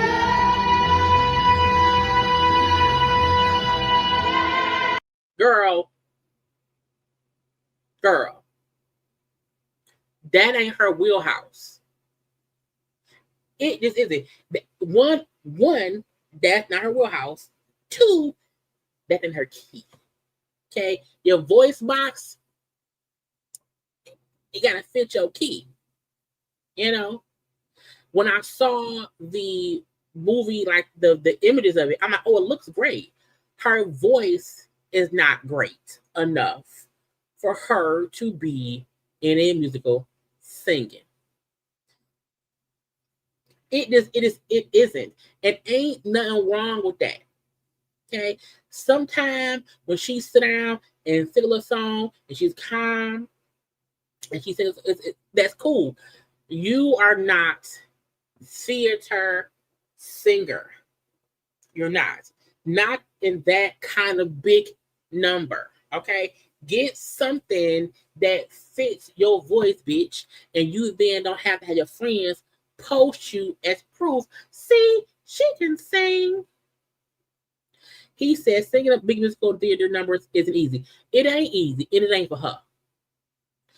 These songs were filled with intricate melodies, complicated chords, insane modulations and very long notes. Then why the fuck did anyone say, you know what? J-Lo. You know what we need for this? J-Lo. You know, we want to have a musical. Shut your mouth. Okay? You know what we need? J-Lo.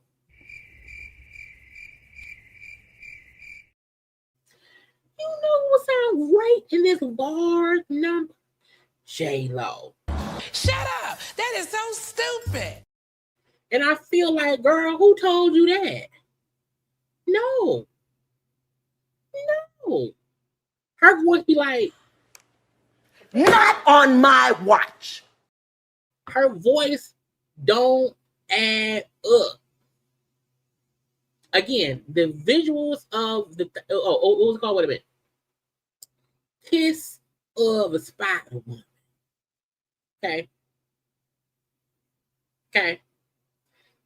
I'm like, cool, girl, whatever. But I'm like,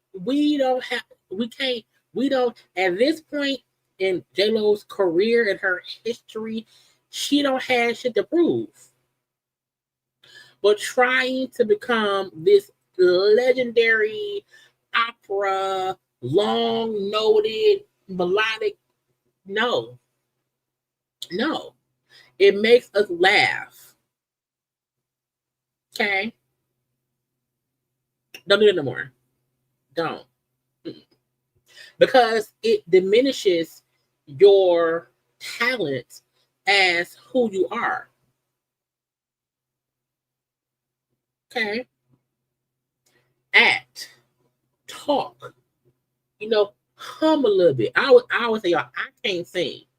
I can hold a note sometime. Karla is the singer. My best friend, that's who's singing. Karla, okay? She can, Karla has a show coming up next month on the 7th. The last one she had was her, they were covering, like grown and sexy songs. And she and has a show coming up, I think it's the 7th. That's a singer, okay, who can sing different songs, good, bad, and indifferent. A good song, a bad song will always sound good. And my best friend's voice, she can sing. J-Lo can't do that. And that's okay. Stop trying to make fetch happen. Okay? We don't want it. Let's get to the folks in the food list. It'll be over 2 hours, right? It'll be over 2 hours. I want to do Wendy first. Where Wendy at? One, Andy Cohen, Bravo exec. Because the news of Wendy's was it 16 charges? Was it 16 charges or whatever? But her felony charges, the fraud allegations, her being arrested, none of that stuff came out Friday. Potomac aired on. I still have not watched Potomac episode. I'm watching and review it there. So, the Potomac show aired Sunday. Watch What Happens Live was not live. It was pre-recorded. So they did not discuss it on the show. Okay. So Andy was on his podcast, child. He had this to say about Wendy and the fraud charges. Want to say that, like all of you, I found out about the charges against Wendy and Eddie Osefo on Friday morning. And John, that shit came out, when I tell you, first thing Friday morning, like at 9 a.m. sharp. But I said, damn. There's not much that I can say. I know nothing of the charges more than you guys do, than what I've read. I'm sad about this. I'm really sad about this. And, Wendy is just, I'm a Wendy fan. And she has been a great housewife and a great role model she's always led with education and her solid family values. And that's why this whole thing is so shocking is because Wendy came on the show like, I have 4 degrees. I'm a doctor with my doctorate. My husband is an attorney or a lawyer, whatever. We are this amazing Nigerian family and blah, blah, blah, blue.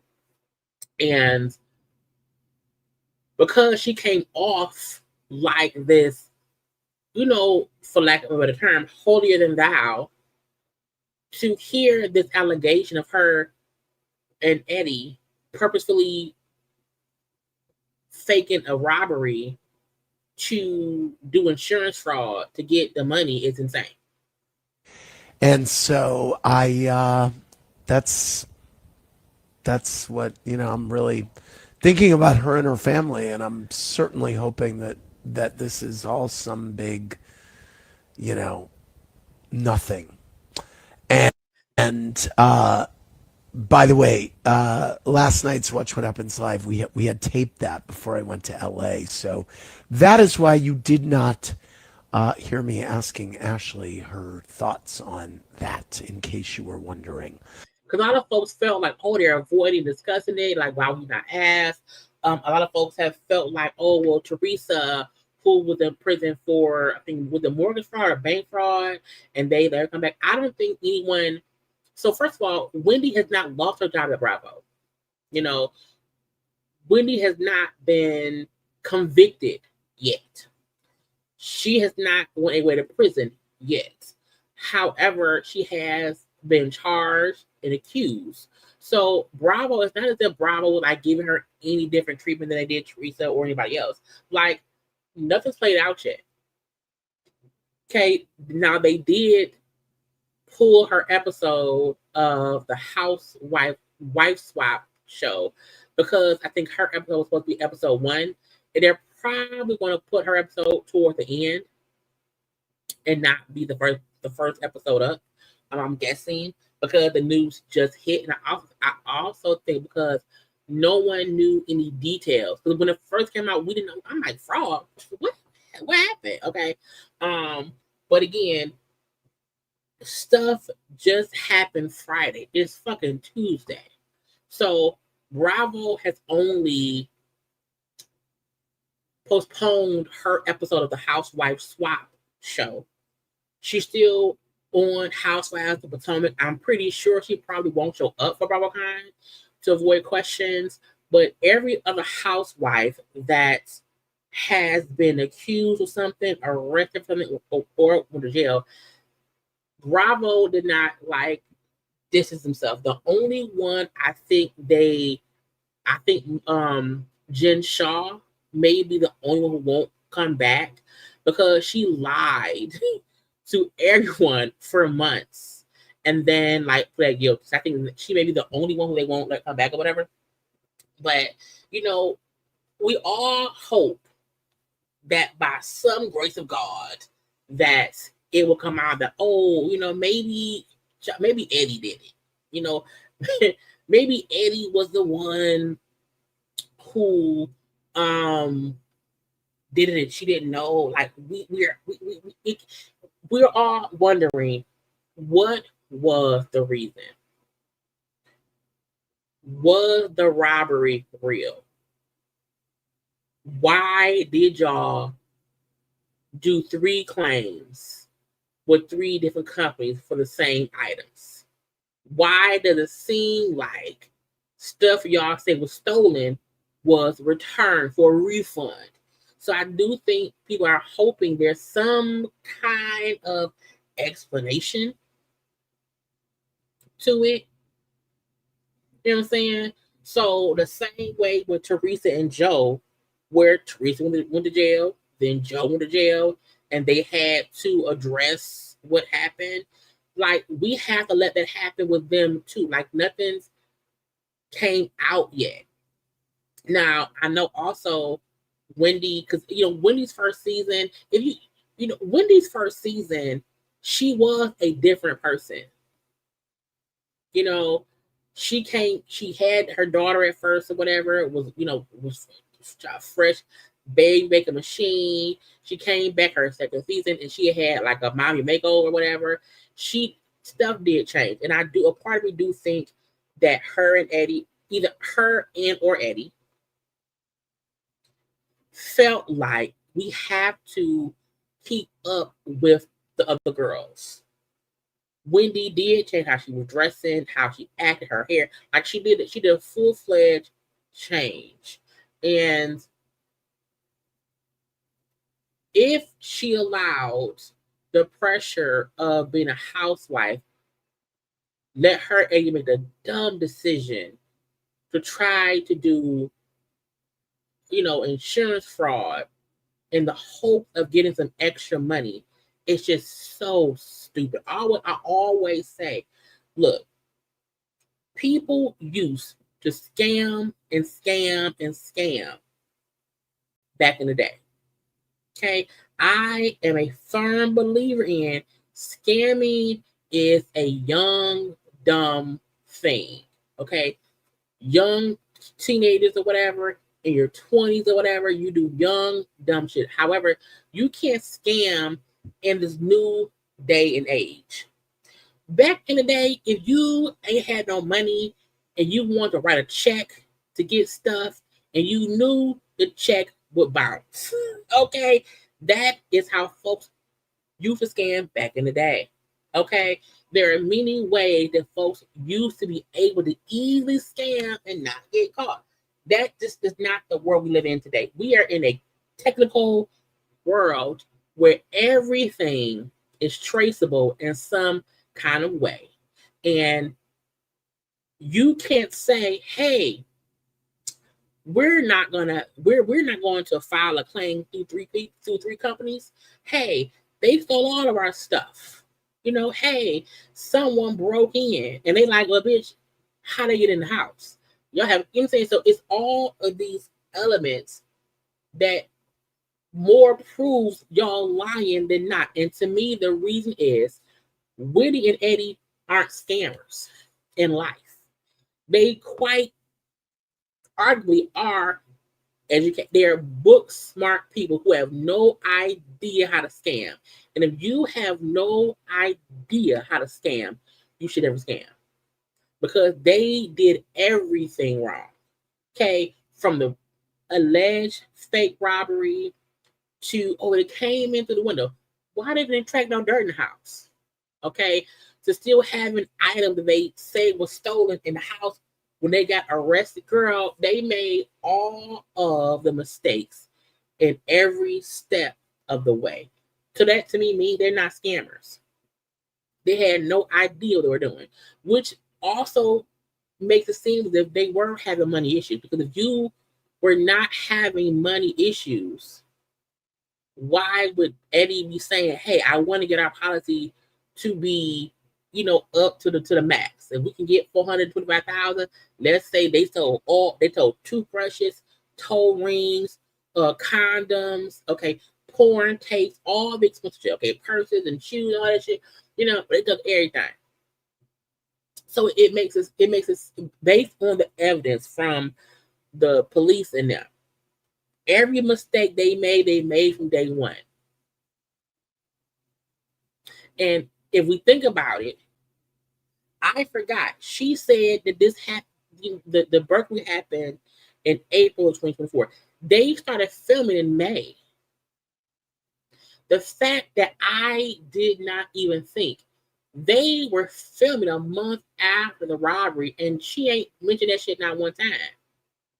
Whose house gets robbed and you're filming the following month and no one missed the robbery? Because they probably did not want to discuss it because it wasn't real. And when you scheming and scamming, when folks ask too many questions, you get confused. So I feel like, girl, just stupidity. So then today we come find out, because she was a professor at the Wesleyan University. Okay, they said, bitch, not no more. Okay, if you have a mugshot, you can't work here. Okay, so initially it came out that, they said, hey, she don't work here no more. Okay, she's fired. Okay, get out of here. That was the first notion, that they fired her. Well, after the news came out that she did not work anymore, and people were assuming she got fired, Wendy people put out a statement. Oh, she resigned. She was not terminated.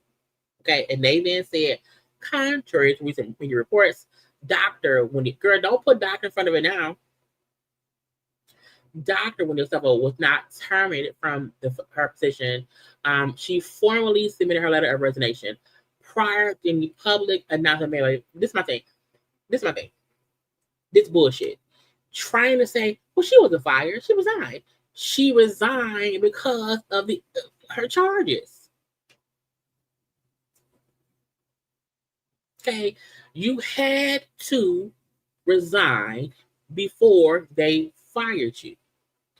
You only voluntarily made the decision to step down because you were arrested for fraud.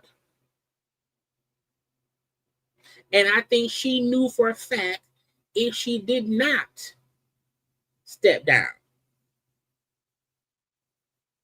they would have fired her. So it don't matter if she quit or if they fire her. It's because of what you did. Okay? You didn't quit because it was Tuesday. You didn't quit because you didn't want to teach no more.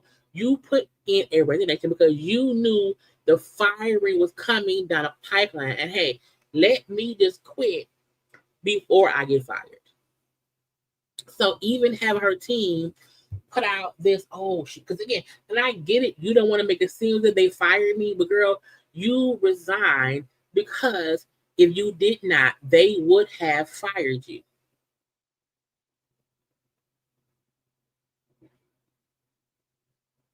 And all because you and Eddie put your hand in a cookie jar. Now again, her and Eddie have not been convicted. Okay? They have not been found guilty. But the evidence in this situation is overwhelmingly on the side of y'all did that shit. Because, and let's say this, let's play devil's advocate. Let's say the house was broken into. Okay? And let's say by chance, because it was broken into, and they then thought, well, we filing a claim. Let's try to get all we can get. Okay. Let's say they did not set up the robbery. Let's say the house really got broken into and some things were taken. And they then made the decision to add more shit, not knowing that would lead them to insurance fraud. The only reason that still would make a difference is because Wendy loves, and I am educated. I have 4 degrees, meaning you are smart enough to know what that leads to. Let me also say this. True smart people will Google what happens if, what could happen if, how many claims can I file for, like, you look into that shit first because you want to know. Okay? So, to me, it's impossible. There's no rational decision or no rational, situation that would add up to it was an accident. We accidentally told y'all no when it should have been yes. We accidentally listed 30 extra items that wasn't really missing. You know what I'm saying? There's no way to explain it all away. Even the email from Eddie to Wendy saying, hey, is it any more expensive items to add? Even him saying expensive stuff, meaning we want more money. You got some Chanel shoes that's missing? No. Well, you show ain't no shit. No, I don't have any. But baby, we need some Chanel shoes. You know what I'm saying? So even Eddie's email, which was stupid as fuck, of him asking her, hey, are there any high value items that we can add on here?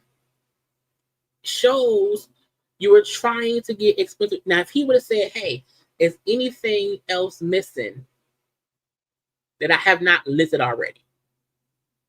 That would have been fine. But it was his wordage, his wording. Okay. And child, day one, class one, number one, you never leave a paper trail. Okay. You meet up in person, leave your cell phones in the car, and get naked. Okay, so that way it's only you and one person having a conversation, and there's nothing that can record it. And look, I know Eddie. This is the thing. Eddie might try. First of all, I don't think either of them is gonna get jail time. I think they're both going to get some kind of probation, parole. Or if they get any kind of jail time, it may be a 3-month, 6-month thing. Okay, so I don't see them going because they're first time offenders or whatever.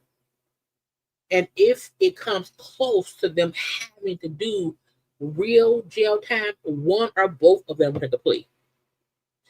The only reason I feel like Eddie can't take the fall, she signed shit too. She gave statements too. Once they made the statement to the police saying it was a burglary or whatever, that would mean from the beginning she knew that part was a lie.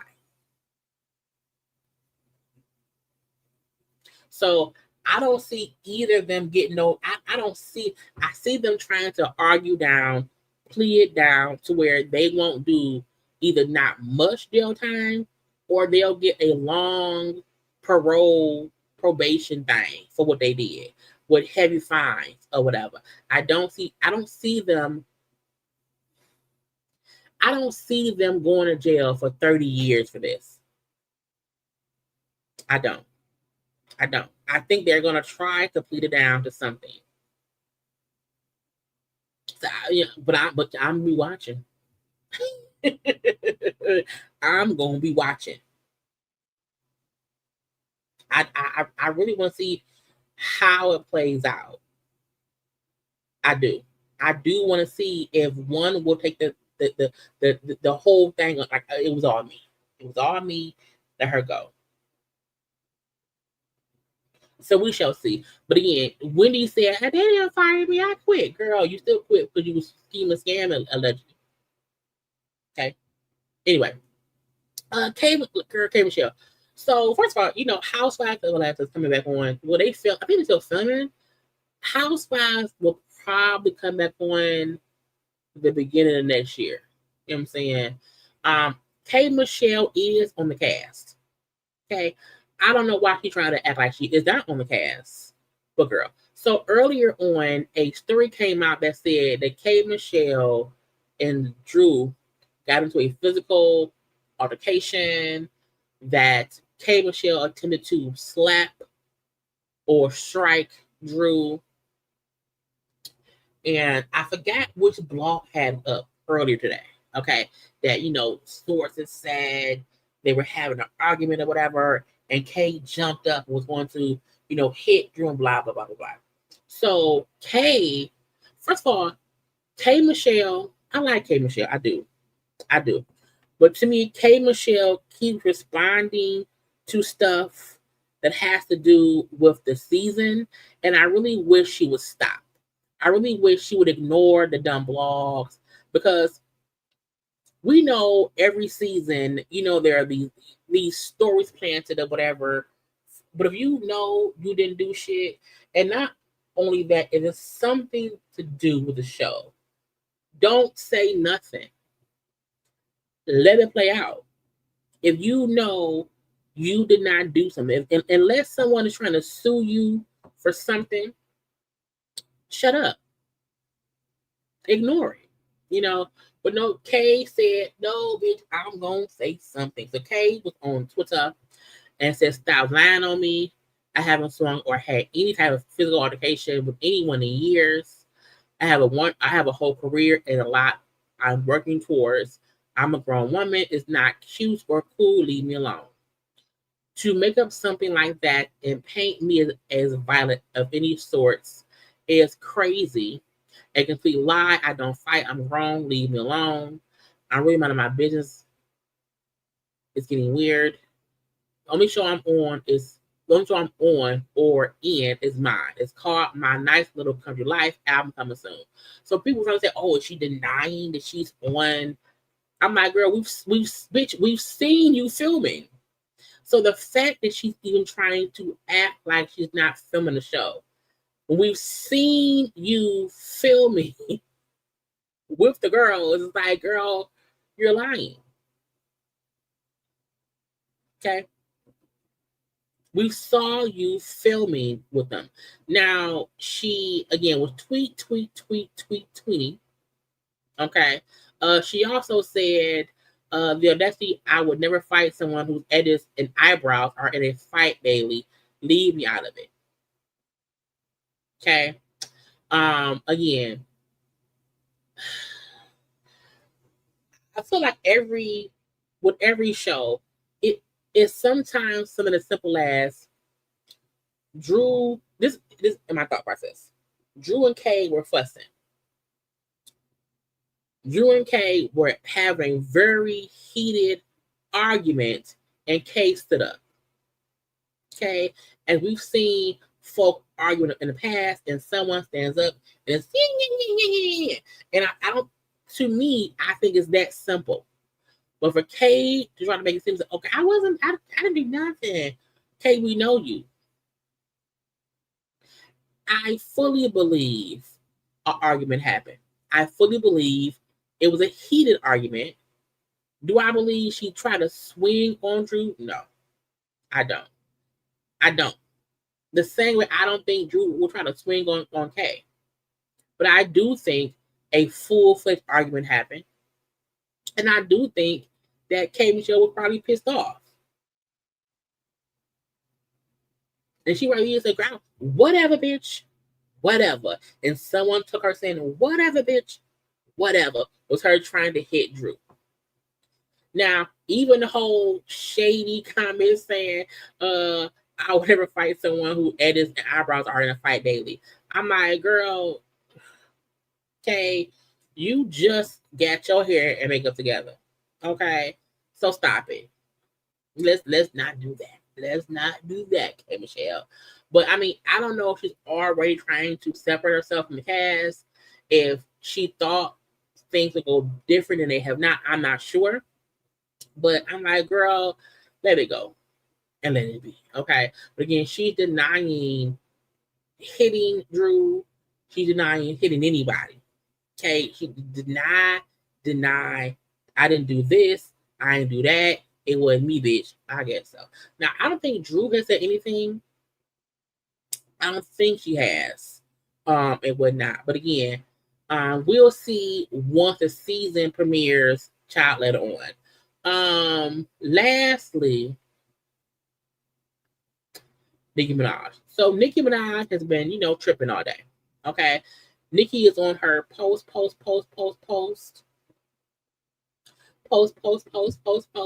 I'm upset. What's going on? So Nicki was posting about, now first of all, we know Cardi B said on her thing that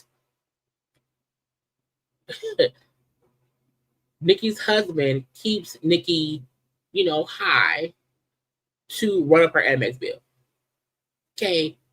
Cardi said that on the social media. So it's the fact that Nicki is now saying 3 different people and they spent 2 months charging on Amex without permission. Some couldn't even explain how they had the brand new card number. A couple of them have been doing it for years. The first reports a couple weeks ago, they're all going to jail. A fourth person has been stealing from the barbs. Oh, bitch. Sitting here smelling like Pink Friday 2 fragrance, nothing like a hot shower to put everything into perspective. One of the credit card thieves has also been tracking my moves with a tracking device. It wasn't me, it was a wrong man. Anyway, that led right to his own cell phone number. You can't make this shit up. Won't God do it? Yes, he will, girl. Let's see if they'll go to jail for their ringleaders. Let's see if they'll save themselves or be a part of the RICO. Hope the group chats were worth it. I gotta show y'all what their responses were. Everyone who got caught said the dumbest shit. Caught red-handed being thieves the worst. I wonder if their other clients know that they're thieves. Stop it. Well, she didn't put up how one time with $4,300. $5,500, okay, and then $8,000, okay, supposedly all charged to Nicki's, also $7K as well. So she's claiming that someone was out here stealing the church's money, but Cardi said it's your man and his friends. Cardi said it's the people you have in your house. You had them men in your house and they stealing your shit and you do how to notice. The fact that she's now basically confirming that's true, that people did have access or Amex and was shopping, bitch, all up in the thing. Okay. Now, Tasha K had posted, that's her friend, child. So Nicki Minaj filed a police report against DeAndre Tristan, the stylist, last week for stealing money. Other names are expected to drop soon. We'll keep you updated. I said, child, so again, so what that means is Cardi was right. There were people in her house using her child. Look, when I use my own card, and I was like, who spent $100? Bitch, it was you. I was like, oh, so I wonder how she did not know about the charges. Okay. Tasha also said Nicki's stylist DeAndre Tristan, also known as DeAndre Willis, was allegedly convicted of credit card fraud back in 2010. He allegedly changed his name. Apparently, Nicki isn't the first or the last victim. Calling all celebrities, hide the purses. Okay. She said, I'm waiting on confirmation concerning a doctor that was allegedly selling from her as well. I'm like, Nicki, how is it that multiple people in your circle was able to steal from you and you don't know it? To me, that means one or two things. You have too much money to not notice multiple people stealing and using your cards. Or two, like they said, child, you under the influence or whatever, and you don't know. Okay? Because you under them things. Okay? Okay. Now, they were also saying that her house, Nicki's husband, who hit that security guard, and the security guard was he won $500,000 in the assault case. But however, they have not paid him yet. And that happened in 2019. So they're saying, allegedly, okay, Nicki's house, a $20 million mansion, is at risk of seizure because, again, I want my money. Now, that could be because that's something she owns. And if you owe folks money and you own something of value, they can put a lien on your house to get what you owe.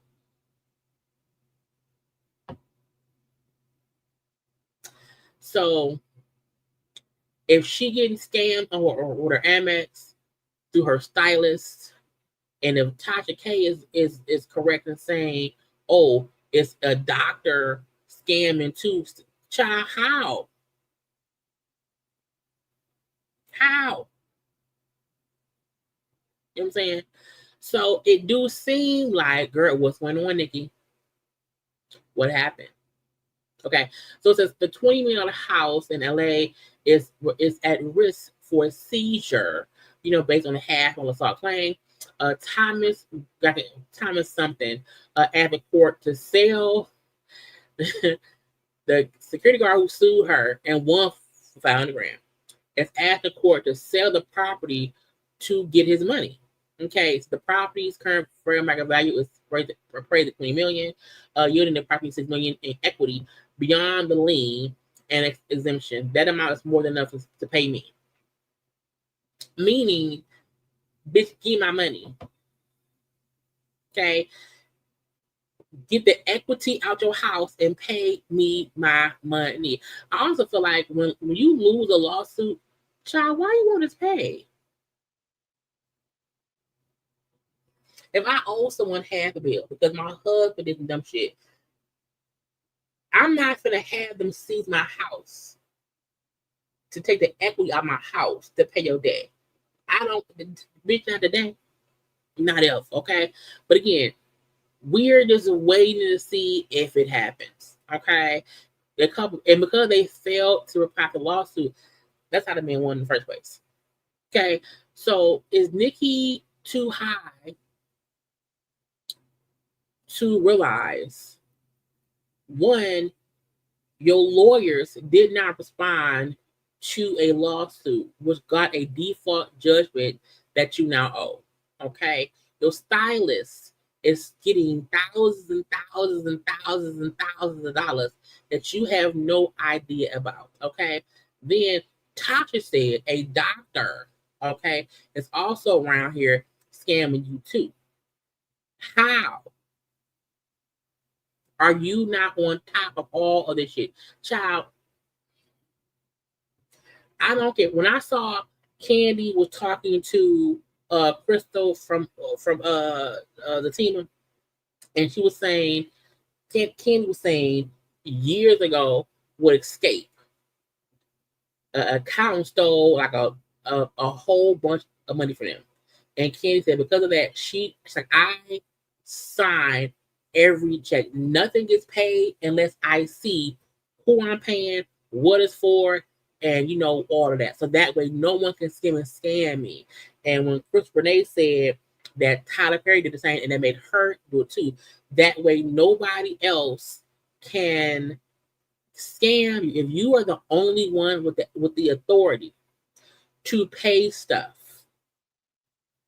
you are in charge of the girls. Okay. Now that don't mean that you're not, you still have lawyers and folk that handle shit. Okay. But you in charge of stuff. It should be impossible for multiple people to scheme and scam. Bitch, you're Nicki Minaj. Okay. You're Nicki Minaj. You should have a whole team of folk watching out for your best interest. Not only that, your husband should be looking out for your best interest. And not, no tea, no shade, she don't even need a stylist. What is she doing around the house? So the fact that anyone had access to your cards to use them, or access to your account to use them, means you're trusting too many people. Child, no one has access to my shit at all. Just me. Okay? That's it. I don't put my card numbers nowhere. Nothing. Okay? Nothing. So the fact that, again, it wasn't it wasn't one look. Child, when she put up, where is it? That it was multiple amounts, bitch. Bitch, can't nobody charge my card for $4,000 nothing. Okay, $4,000, $5,500. Okay, $8,000, $7,000, and that don't mean that someone is so rich they don't notice it, because even rich folk notice big amounts coming out their account. So again, Nicki, child, who got your back? Then she gonna say, oh, she on the Twitter. Having your husband is greater than having tea. Knowing peace is greater than knowing tea. Let this be a gym you cherish forever. Satisfying your husband is greater than stalking someone else's marriage. Girl, find out who's spending your money, bitch. Okay? Here's the thing. If your husband can't help you keep shit in line, that's insane. Okay? The whole point in having a spouse is so that they're your better half. They catch what you miss. You miss what they catch. All of that, okay? So if your husband can't catch shit, what he there for? Okay? Him being, girl, what is he doing? Girl, Nicki is stupid. And I mean that wholeheartedly. Okay? Ain't no way. Ain't no way. And a part of me feel like Nicki know like her time is coming of just, even if Nicki's issue is she just has a very disorganized team. And because of her disorganized team, she is getting scammed by, stylists, by the doctor who get her pills. You know what I'm saying? All of that. All of that. Even if all of that, girl, what is your husband doing to help prevent that? Even if you like to be high or whatever, he should always make sure when you are high, no one has access to your cars, your money, your house, nothing. And when you don't have a good team in place and your husband ain't shit and he ain't catching shit either, you lost. Because that means no one is looking out for your well-being. I wish a motherfucker would. You hear me? I wish a motherfucker would. Once you have a partner in this thing called life and y'all are locked in, no one should be able to get over on either one of us.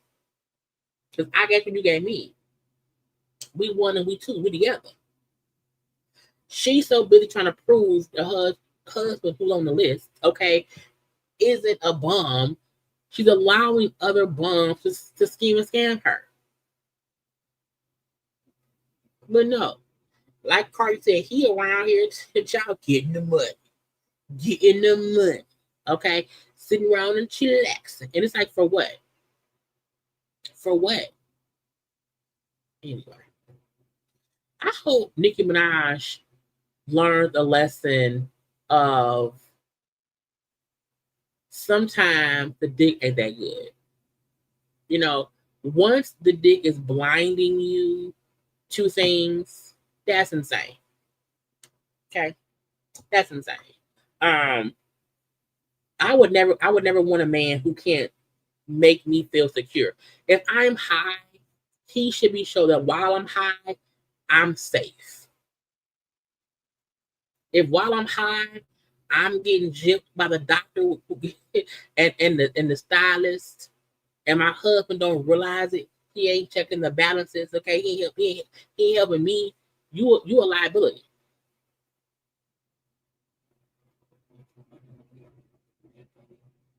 Get you a team. She love to yell, I'm the queen. Yeah, but queen, where the fuck is the subjects? Okay, to help you. Okay, where's your handmaid who help you do shit? Okay, where are those people? Are you around here being a queen and getting fucked by everybody in the castle? Are you the queen, or you just a resident in the house?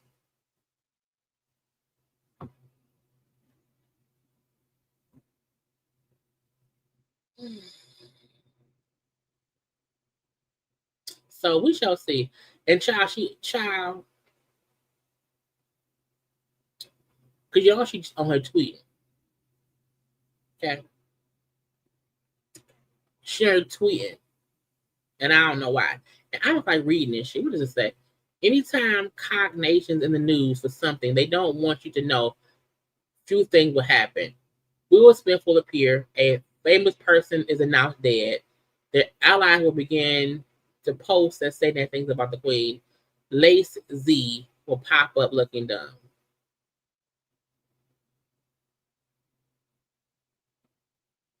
If Nicki cared more about just being sane,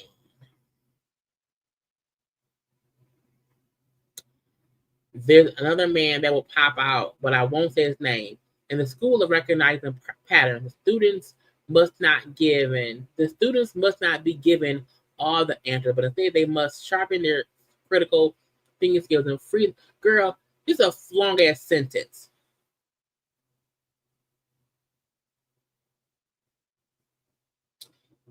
But that's y'all queen. That's y'all girl.